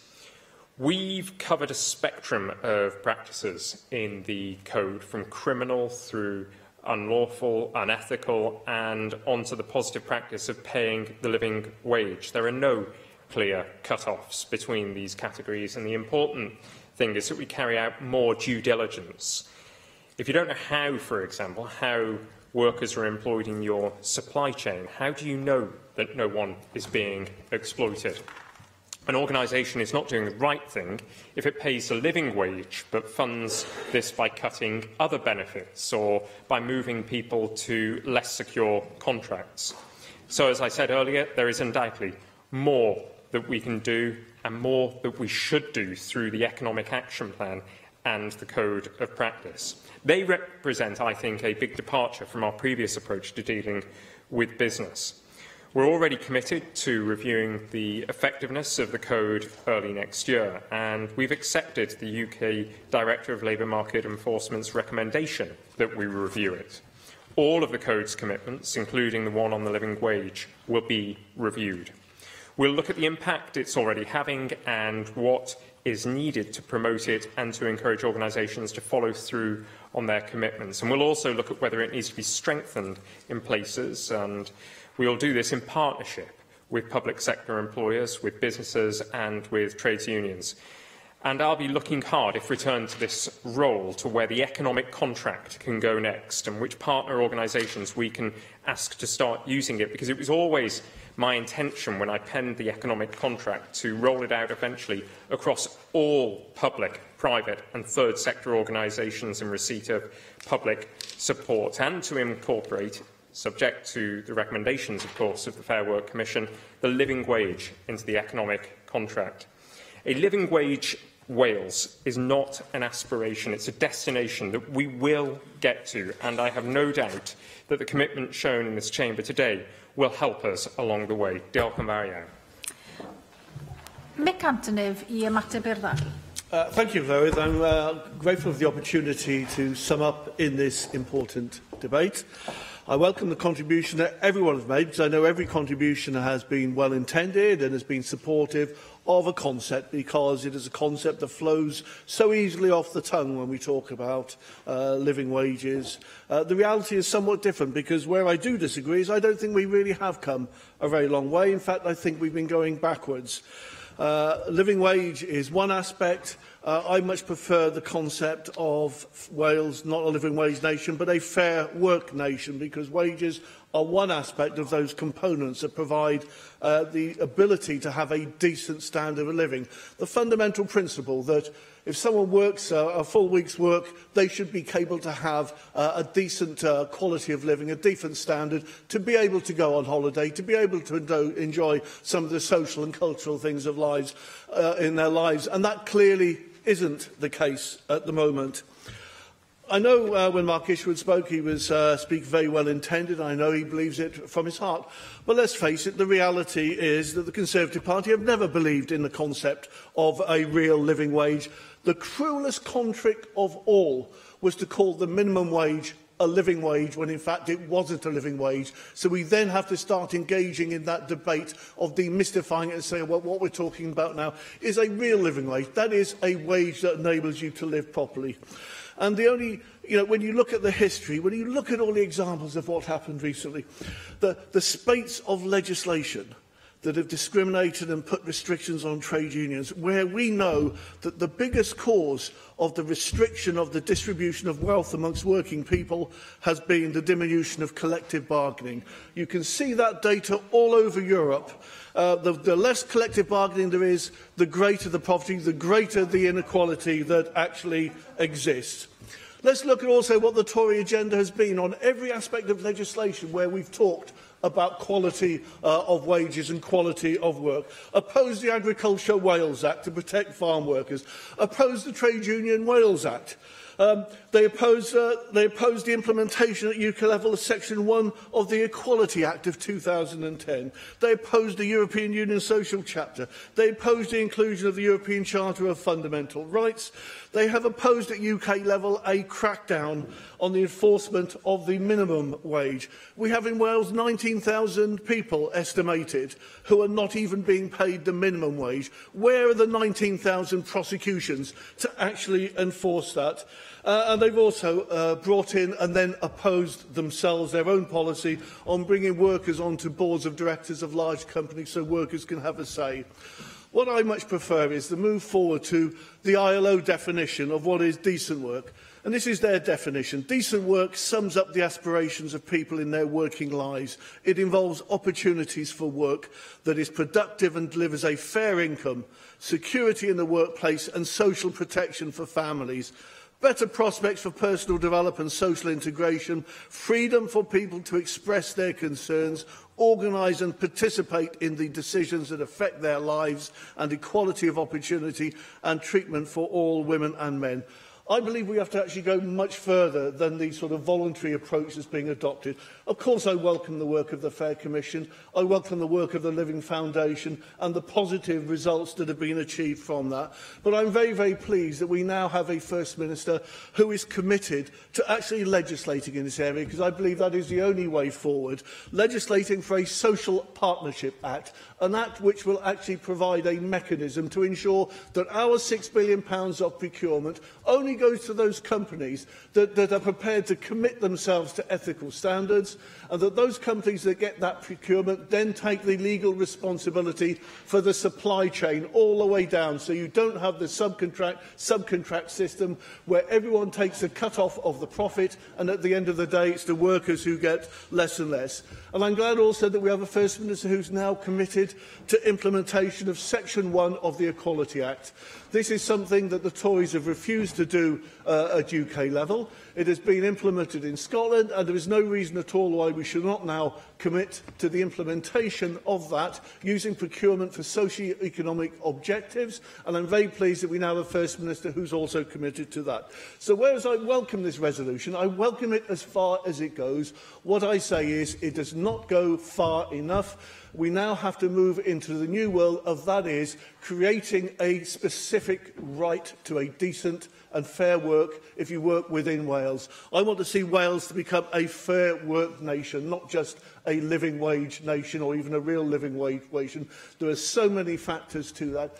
Of course there are restrictions. That's why we do need a Labour government in Westminster, and we need the sort of agenda now being promoted by John McDonnell to re-establish employment rights, but fundamental employment rights as at the core of business. Do we work for business purely to make profits, or do we actually work so that we can actually have a decent standard of living? The balance has gone wrong within our society, and we have to restore that balance at UK level, but there is also much we can do at Wales level, and I very much look forward to a developing agenda, legislative agenda, which actually do what we can within Wales to ensure that Wales becomes a fair work nation. Thank you. Cwestiwn yw o ddylid derbyn y cynnig. A oes unrhyw aelod yn gwrthwynebu? Felly derbynir y cynnig yn unol â rheol sefydlog 12.36 sy'n dod yn ni at yr eitem nesaf, sef dadl UKIP ar y rhwystrau carthfosydd. Dwi'n cael o'r Gareth Bennett i wneud y cynnig. Gareth Bennett. Diolch, Llywydd, and I'm pleased to move today's UKIP debate. As our motion states, there are around 2,000 incidents of sewer blockages in Wales each month, or around 24,000 a year. Recently, there has been coverage in the media of fatbergs, where fat, oil and grease combine with rags and other material in the sewer to clog up the network. There have been TV programmes describing fatbergs the size of a London bus. Indeed, members will have noticed the extensive work going on in Mermaid Quay, just along the bay, where Welsh Water are having to replace the sewer because of precisely this problem. Most incidences of sewer blocking, however, are caused by wet wipes. Items such as baby wipes and cosmetic removal wipes account for at least 2/3 of sewer blockages, according to Welsh Water. In fact, the Water UK sewer blockage study carried out last year puts that figure even higher, at around 90 to 95%. Sewer blockages and the resulting flooding are not pleasant. In fact, when sewage enters a property such as a home or a business, the results are at best extremely distressing and at worst completely devastating. A large majority of these incidents are, however, completely avoidable. The simple truth is that most of these wipes contain plastic materials such as polypropylene or polyethylene fibres. They do not break down when flushed down the loo, and it is these wipes that, as we have heard, cause up to 95% of sewer blockages. If we were able to eliminate sewer blockages caused by these wet wipes, that would be almost 23,000 fewer incidents every single year. Of course, part of the problem is that many people don't know that these products simply shouldn't be flushed away. We applaud the work undertaken by water companies so far to increase awareness, but this is a problem that isn't going to go away until we start taking greater action. The Welsh Government are already undertaking some work on extended producer responsibility. In May, the Minister said that the work to date included 6 types of food and drink packaging, including drinks bottles and cans and single-use coffee cups. Point 3 of our motion asks the Government to extend that work to include products like wet wipes and cotton buds. We think that companies who produce these items should have greater regard for the entire life cycle of their products, including end-of-life disposal. Similarly, IDANA, or the European Disposables and Non-Wovens Association, have developed a flushability test and a code of practice for manufacturers. This says that wipes which cannot be flushed should have a clear logo on the packaging warning consumers that the product should not be disposed of down the loo. Of course, it's not binding, so point 4 of our motion calls on the UK Government to take this one step further and to legislate to make this a requirement. There's been much discussion in the Chamber about recycling, plastic taxes, disposable coffee cups and the like. Wales led the way on the plastic carrier bag charge. It may not have been universally popular immediately, but people soon got used to it, and reusing plastic bags is now second nature to most people. There needs to be a significant culture change from manufacturers and consumers to reverse the growing throwaway culture in our society that is causing this issue of sewer blockage, which we're talking about today, and also causing many other environmental problems. So we ask members to support our motion today. Diolch. Rwyf wedi dethol y 3 gwelliant i'r cynnig, a dwi'n galw'r gweinidog yr ymgylchedd i gynnig yn ffurfiol gwelliant 1 a gyflwynwyd yn enw Julie James, formally. Galwaf ar Llyr Griffith i gynnig gwelliannau 2 a 3 a gyflwynwyd yn enw Rhina Piorwerth. Diolch yn fawr, Llywydd, and I'll start by referring to St Asaph in my region. Many of you will know St Asaph, a very small, perfectly formed city, famed for its cathedral and its music festival. But I was quite taken aback, actually, in 2014 when St Asaph was revealed as Wales's sewage blockage capital.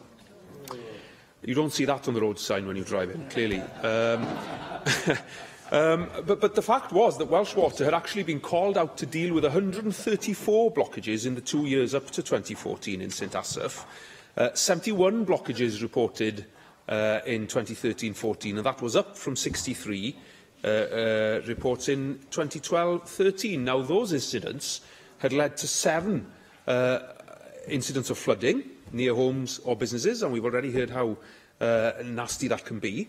But of course, St Asaph is only one community, and we have hundreds, if not thousands, of communities in Wales. So you multiply that up, and no wonder that companies such as Dŵr Cymru are dealing with around 2,000 blockages a month.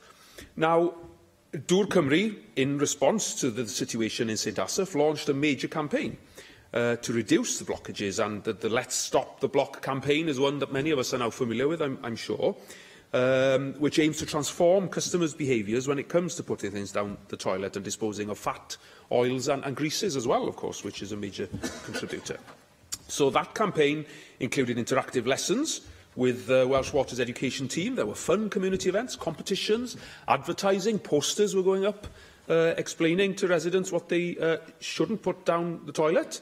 And the company even visited homes and businesses directly to talk to residents and to talk to businesses, to explain to them and to share with them some useful hints and tips on how they could stop the block. And we've already heard how everyday items such as cleaning wipes, sanitary towels, cotton buds are being disposed of along with fat oil and food scrapings, and of course this is creating havoc. The City Council in St Asaph worked diligently as well, trying to explain to people that everybody has a role to play. Now, that's a clear message that we need to share in this debate, is that everyone can help and do their bit, either in reducing their use of single-use items such as wipes, or that they just think before flushing or putting anything down the toilet or down the sink, that they dispose properly of wipes, buds, nappies, and, of course, that you dispose of fat, oil and grease in a safe way. But, of course, it isn't just local residents and citizens who have a role to play. Welsh Government as well has an important role to play in this respect. And we've already heard about the need for clear labelling of non-flushable products, which would be a great help, of course, because we do need that significant culture change, not only from citizens but from manufacturers as well, so that we can reverse that growing throwaway culture that we have in our society that's causing this and so many other environmental problems as well. Now, legislation around flushability tests and product labelling is certainly seen as part of the solution, as we've seen with the plastic bags levy, which was mentioned earlier, and cigarette package health warnings as well, which we know is changing people's attitudes in that particular context and having a major positive impact when it's done well. I would say there is a slight irony here in that UKIP are bringing this motion forward, but of course we know that the EU Commission are proposing a single-use directive, which is currently at a draft stage. Now, that includes the requirement to boldly and clearly label wet wipes and other products we find in our sewers as do not flush. If we end up leaving the European Union, and it's getting a bigger and a bigger if every day, if you ask me, then clearly we as Wales should look to introduce our own regulations to ensure that all such products are labelled properly. Now, I'll speak very briefly to the amendments. Slightly disappointed with the government's amendment that we note the work that the government and other companies are doing. Of course, the time for noting stuff has passed. I think the time now is for decisive action. Plaid Cymru's amendments referred in the first instance, of course, to the need for awareness-raising campaigns, but campaigns of a scale that reflects the size of the problem, which isn't the case at the moment.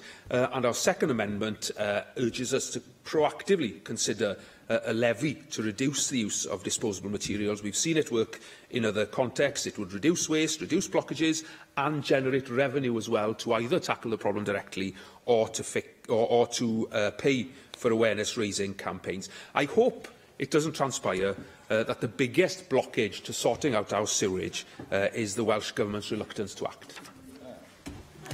Andrew Arty-Davis. Thank you, Presiding Officer. I welcome the opportunity to contribute in the debate this afternoon. In the Environment Committee, we have looked at this particular issue, taking evidence on, from Dua Cymru and other organisations over the engineering problems that this waste issue causes, but also the financial problems as well and the public awareness. Lots of these blockages quite clearly happen under our feet in the sewers that go right the way through our cities, our towns and our villages, but then it's the engineering works that we see going on that very often this is the first time we realise there's a problem. And there is much that we can do, and we will be supporting the UKIP motion this afternoon.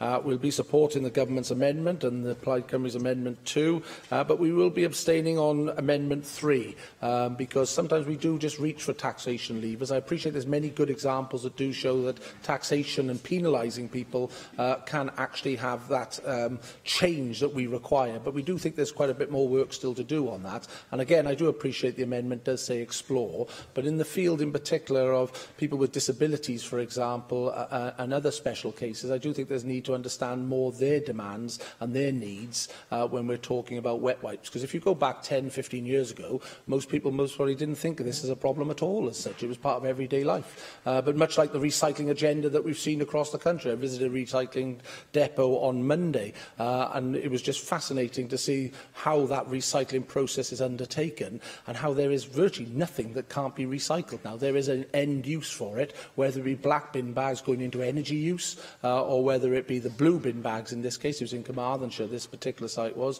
and all the contents that were within that bag were put to some form of recyclable commodity that had a value to it. And if you said to someone 20 years ago about the recycling agenda, they would have looked at you completely dumbfounded that you could turn that waste into value and actually we just chuck it all in a bin and someone comes along once a week, picks it up, takes it away, and it's someone else's problem. In fact, as you came in, I think John's watching the football, is he? Who's winning, John? Yeah, getting the support. Actually, it's not quite 5 o'clock yet, and I don't think a certain individual's on their feet in the House of Commons yet, so it will shortly. But going back to the agenda item that we're talking about here, it is really important that we do make progress, because this is a big, big issue when it comes to costs that have to be diverted into re-engineering our sewage and dirty water system when that valuable resource can be put into many other beneficial uses. There's only so much you can spend in the wastewater treatment system, and if that money is going into something that we as consumers can make a difference over, then surely that makes perfect sense. Plastic bags. I know it's a brilliant speech, John, but... but I well remember... all I'll say is 3 strikes and you're out.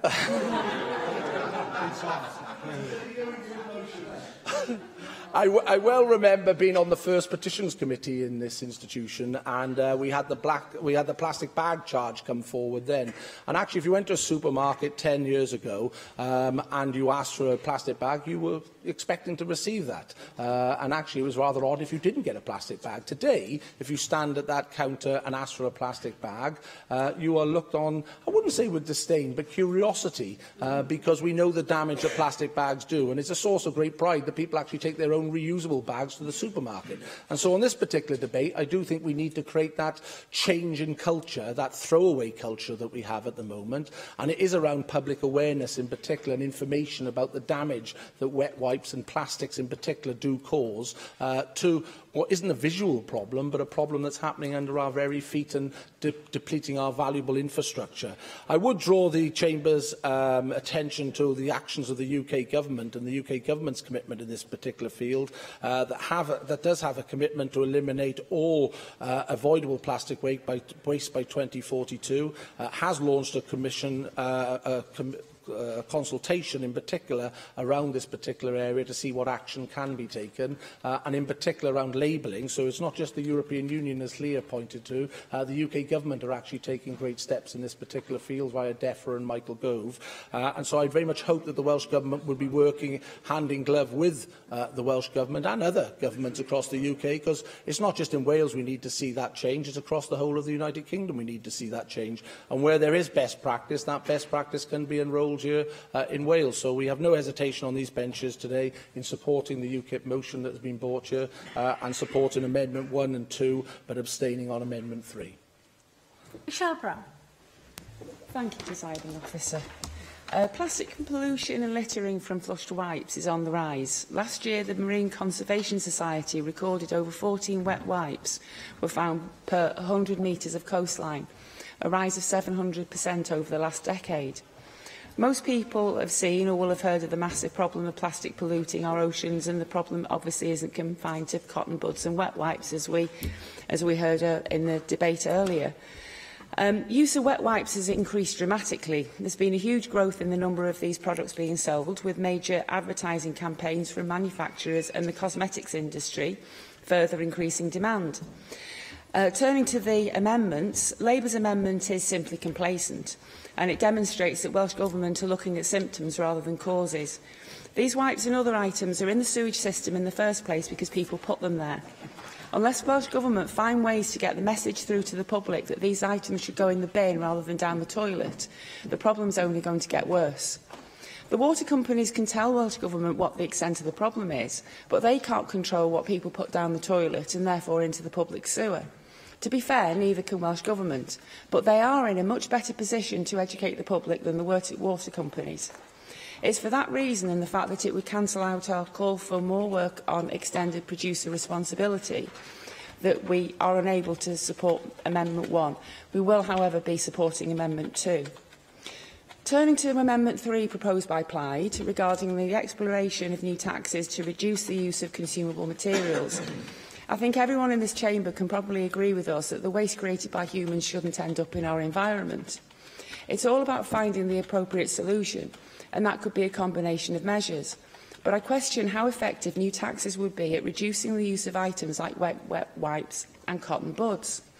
These aren't high-price items, where even a very high tax would increase the price sufficiently to reduce usage significantly. True, some people would be priced out of buying these items, but do you really want to price out the very people who might need them the most and maybe on a low income? We don't want to do that, which is why we'll be voting against Amendment 3. In my view, Welsh Government and the water companies need to adopt a two-pronged approach. At the same time as educating the public about the costs and consequences of flushing away items that belong in the bin, Welsh Government and the Welsh water companies need to work with the manufacturers of these items to create alternatives that won't block sewers on the way to the treatment plant, even if they are flushed down the toilet. Thank you.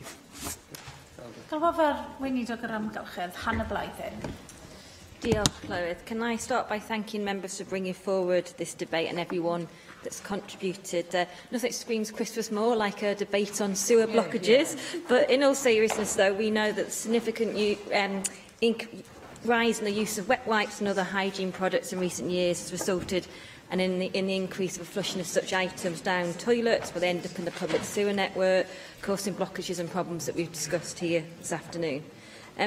No matter what it does say on the packaging, most of our personal health care and beauty products should not be disposed of down the toilet. Wipes and other so-called disposable products are the main cause of sewer blockages and emergency call-outs of sewage pumping stations. The results are often, as we talked about today, costly maintenance, repairs, flooding and environmental pollution. More than 3/4, 80% of sewer flooding in England and Wales is due to blockages in sewers, and block sewers cost Dŵr Cymru Welsh Water around £7 million per year. And Gareth Bennett mentioned the fatberg that Dŵr Cymru have been dealing with just around the corner in Mermaid Quay as an example of what can happen. To help improve the resilience of the sewer system, the 21st Century Drainage Programme, supported by the Welsh Government and made up of over 40 organisations, developed a framework for drainage and wastewater management plans. These plans will provide the basis for more collaborative and integrated long-term planning by companies relating to sewage, drainage, flooding and protection of the environment. Water and sewage undertakers have agreed to prepare a pilot drainage and wastewater management plan by 2022, and we will encourage them to include robust approaches to increase their resilience of the sewer system against any blockages. But, as we've discussed today, part of the challenge is awareness and around educating the public on what not to put down the toilet or drains. The 21st Century Drainage Programme recognised that a change in behaviour is needed to reduce blockages and pollution, including raising public awareness about the most environmentally friendly types of hygiene products and how to correctly dispose of them. Water companies themselves recommend only flushing the 3 Ps down the toilet, that is pee, paper and poo. A recent campaign to improve public awareness was stopped. I'm glad people sniggered. A recent campaign to improve public awareness was to stop the block by Dŵr Cymru Welsh Water. Much of this targeted message needed if we're to see a difference. And one of these campaigns aimed at I experienced when I was they showed at the Eco Summit during the Volvo Ocean Race, and it was aimed at secondary school students, and it was aimed at educating them what you can and can't put down the toilet, and they'd done it in a way that the toilet was the desirable nightclub that everybody wanted to get into, and the bin was the less desirable nightclub. So I won't go into detail of what was let in each nightclub at this point, but you can watch it online if you want to see. The Water UK Wipes Blockage Study recommended that polythyrene and polythyrene fibres should not be included in any product labelled as flushable, and there should be a requirement to clearly display the Do Not Flush logo on front of packs or non-flushable wipes. However, more work needs to be done with the industry, as there are recognised tests to determine whether or not a product is truly flushable. I support the principle of legislating to implement the changes needed in this area if it's necessary, feasible and appropriate. Extended producer responsibility is a means of addressing this through producers bearing the full net costs of the end-of-life management of the product and its packaging. It can be used to drive up recycling rates, promote the use of recyclable materials and to do some extent to pay for litter clean-ups. Clear, Griffith, regarding your contribution, that the European Commission is currently considering including a requirement to extend EPR for wet wipes plus a range of other non-packaging items in the proposed directive on single-use plastics.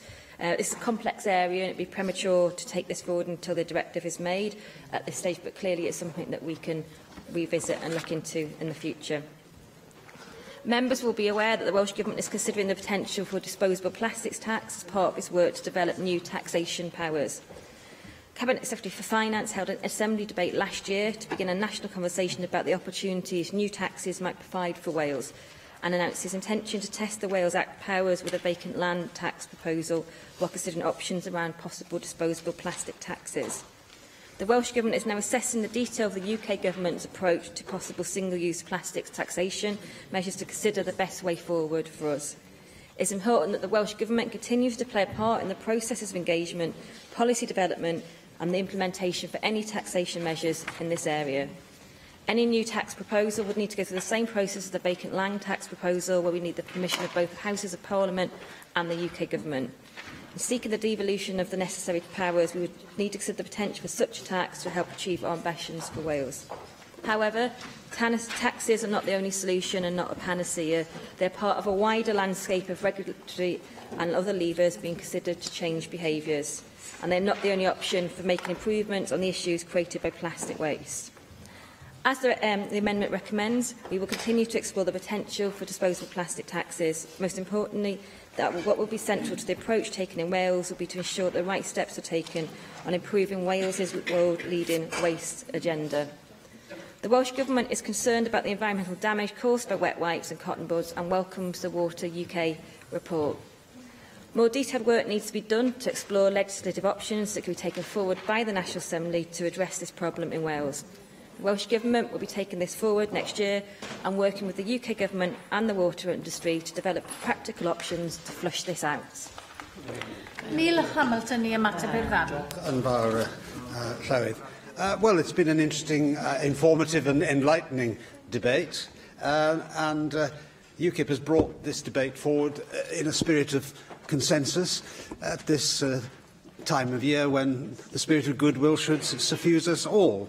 And it seems to have done so. And even though we can't accept all of the amendments, at least we managed to avoid the delete all, which usually is a preamble to all the amendments that are put down to our own motions.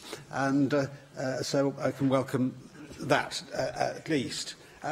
In the era where I was growing up as a small boy, of course, we didn't actually throw away a lot of waste. I was always taught not to leave anything on my plate, so we didn't actually put fat down the sink or anything of that kind. These are problems of modern life and a developing economy. I'd like to thank all those who took part in the debate, and I thank Clea Griffith for the information that St Asaph is the waste blockage capital of Wales, and that certainly was news to me.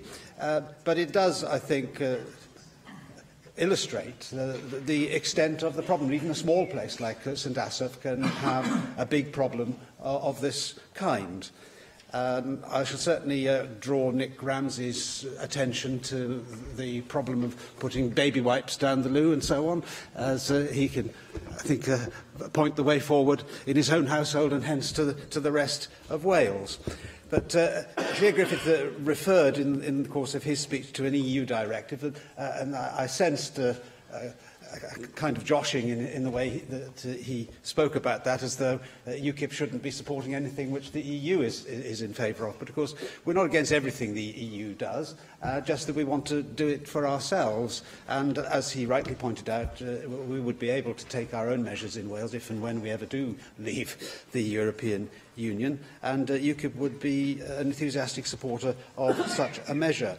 Andrew R.T. Davis made a good point. I think that because this problem is largely unseen, it's beneath our feet, or the effects of it anyway, the development of fatbergs in sewers and so on, we don't actually think about it until the problem is exposed by the need to unblock the sewers and therefore the roadworks and excavations which are required to do so. And it's timely, therefore, that we should have this debate. He pointed out what the UK government is doing in this respect as well, and that anything recyclable should be recycled, but the end date of 2042 does seem quite a long way away. I should be 93 then if I survive so long, and I wonder whether that timetable is perhaps a little too dilatory.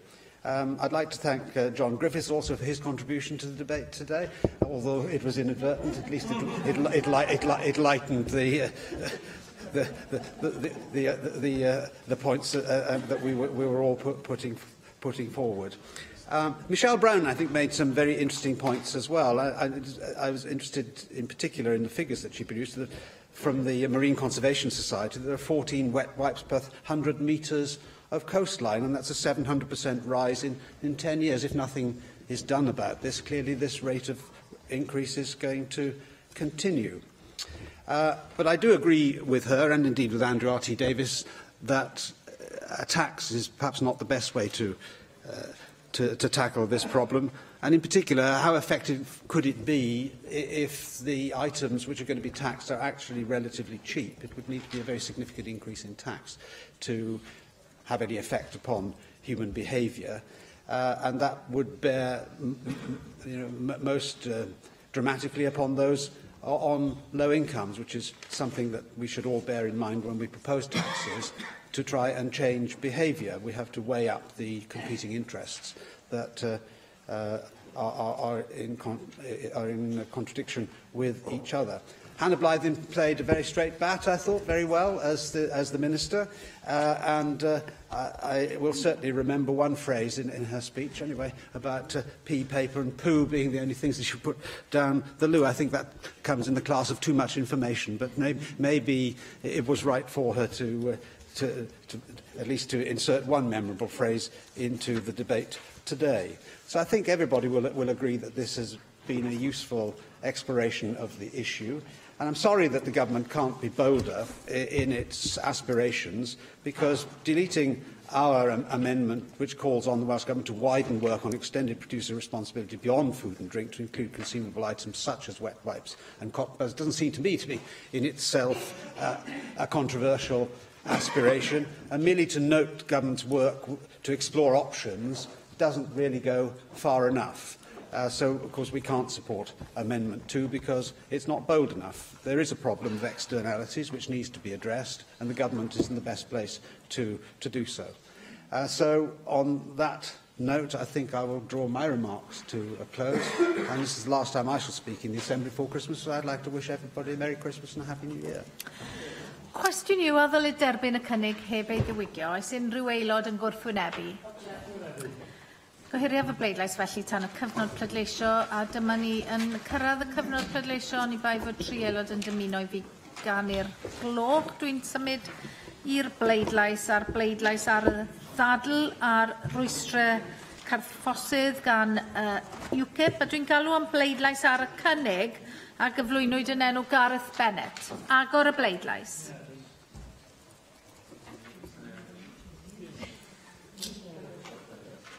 Cau'r bleidlais. O blaid 15, neb yn ymatal, 35 yn erbyn, ac felly mae'r cynnig wedi I wrthod. Sy'n dod yn Ni at welliant 1, galwaf am bleidlais ar welliant 1 a gyflwynwyd yn enw Julie James. Agor y bleidlais.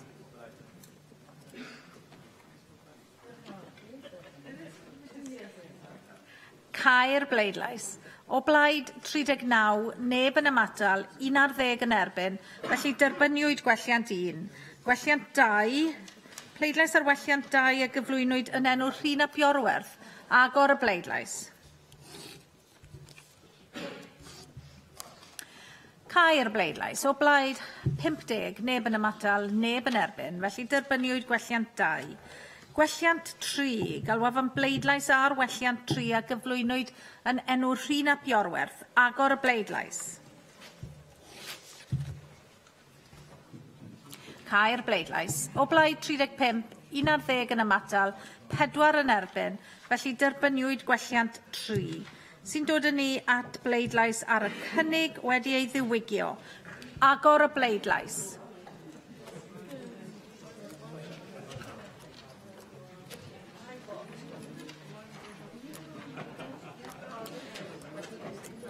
Cau'r bleidlais. O blaid 46, 4 yn ymatal, neb yn erbyn, felly derbyniwyd y cynnig wedi ei ddiwygio.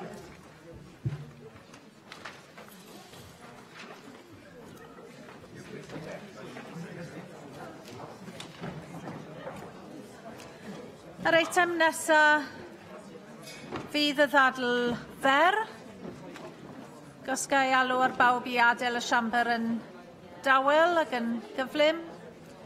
Please leave the chamber quietly. We call the short debate to be proposed by Andrew R.T. Davies. Thank you, Presiding Officer. It's a pleasure to move the short debate this evening. I'm just checking to see if John has got his phone on or off for my last contribution. It's a pleasure also to give a minute of my time to Angela Burns and Bethan at the end of my contribution. And to highlight the importance of this debate, we will be having a short video presentation at some point when the TVs come on. But first and foremost, let me apologise to members for keeping them away from their Christmas parties, which I know most groups are heading off for their Christmas parties tonight. However, I am delighted to bring forward this rather timely debate, particularly ahead of the festive period, where we so often are reminded of the Dogs Trust famous slogan that a dog is for life, not just for Christmas. For those of you who are unaware of Lucy's Law's campaign, this was inspired by Lucy, the Cavalier King Charles Spaniel. She was a victim of the puppy farming system and used for breeding for many years with no regard for her health or welfare. The driving force behind Lucy's Law has been to call for the immediate ban on the sale of puppies by pet shops and other third-party commercial dealers who participate in this trade to make a profit. Third-party sellers are dealers, people who do not breed the dogs and kittens and who operate as middlemen or women between the breeders and the buying public. Lucy's Law has been driven by a passionate group of campaigners and has captured the support and attention of people right across the country, including politicians and many high-profile celebrities such as Ricky Gervais, Brian May and Rachel Riley. As a dog lover, I have two back at home at the ranch in the Vale of Glamorgan. It is a campaign that I have certainly captured my attention, and I am so pleased to be associated with it, and also to have met Linda Goodman and the Cariad Group. I'd also like to pay credit to all the volunteers who have been involved in this grassroots campaign, who have worked so tirelessly in getting this issue on the agenda for so many.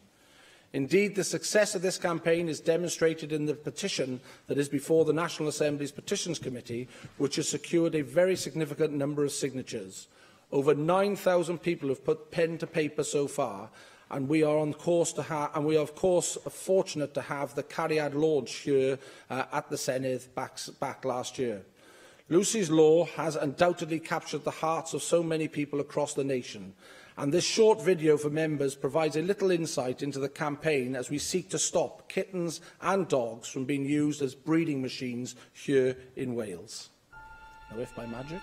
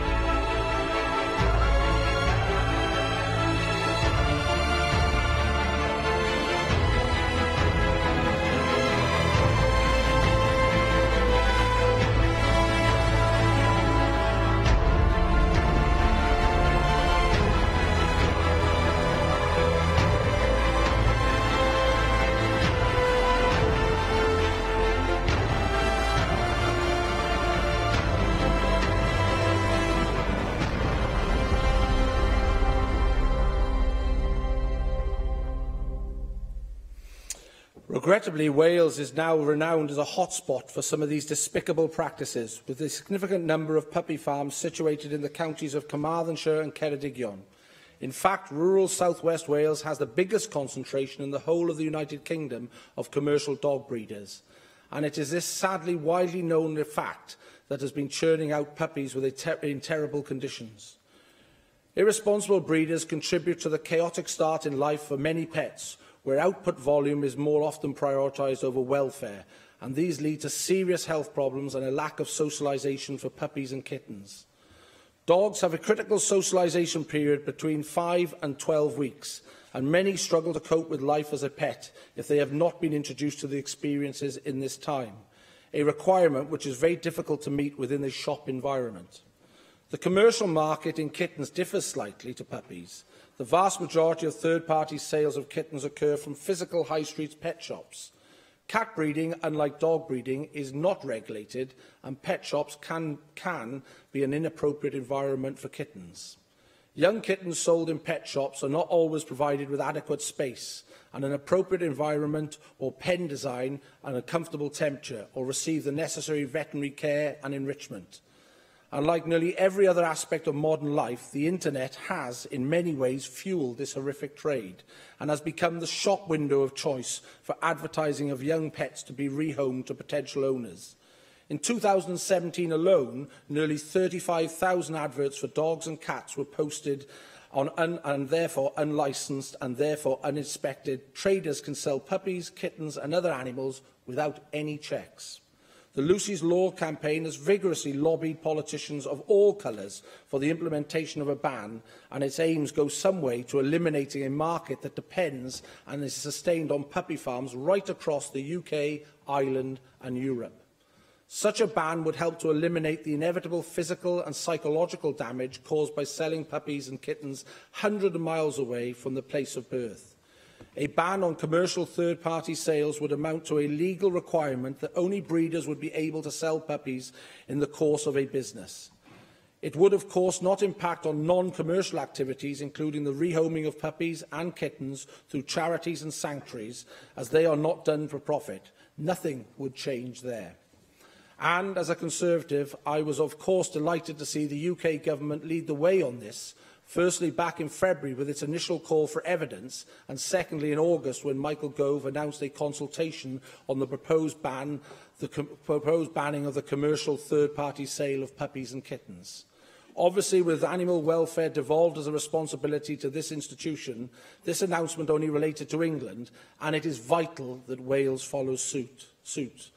I was therefore pleased to hear the Cabinet Secretary commit a couple of weeks ago to the launch of a similar consultation. This was a welcome move, and it is imperative that we now follow this through, because animal welfare is one of those issues that continually rears its head in members' postbags. Indeed, there is barely a period in the year where some significant issue regarding animal welfare isn't captured by the public's imagination. And as an institution, we are now in a place where we can act upon those concerns and tackle them through the implementation of legislation. The Assembly, and in turn the Welsh Government, now enjoys a vast array of responsibilities and powers in regards to legislation and regulation in this particular field, and particularly when you compare it to where we were some 20 years ago. And as an Assembly, and as the Government, it is imperative Wales capitalises and uses these levers efficiently, proactively and imaginatively to ensure our reputation as an animal-friendly nation is protected. Because, let's be honest, there is a problem with activities such as puppy farming here in Wales. Indeed, a ban on such grotesque activity makes perfect sense from an animal protection point of view and would be a stark improvement on the current situation, with far more people and groups able to enforce a ban, not just local authorities, but also the RSPCA and the police. The enforcement of a ban is backed by numerous animal groups, such as the Dogs Trust, Cats Protection, and should prove far easier and far cheaper than a licensing system that is strangled with bureaucracy and a lack of resource. Opponents of this course of action often cite that this ban would force the trade to go underground, but I have to say that is folly. The idea that prospective loving pet owners would embark on a trawl of the dark web is extremely far-fetched and is in a different sphere altogether to the comparisons made to those individuals who seek guns, drugs, ammunitions on the deep, dark web. In my view, a ban is an essential first step towards ending this practice of farming dogs or kittens for profit, with little or no regard for their welfare or their fitness as family companions. Stress, increased risk of disease, poor breeding practices and irresponsible selling tactics are all associated with methods of third-party selling. And the importance of taking such action was reinforced to me on a recent visit to the Cardiff Dogs Home. It is, of course, an award-winning dogs home, but you couldn't help be touched by the faces of those animals seeking companionship and a loving home. Indeed, on this visit, I was informed that there are currently in the region of 9 million dogs across the United Kingdom, more than sufficient to supply the demand. There is simply no need for this additional commercial activity.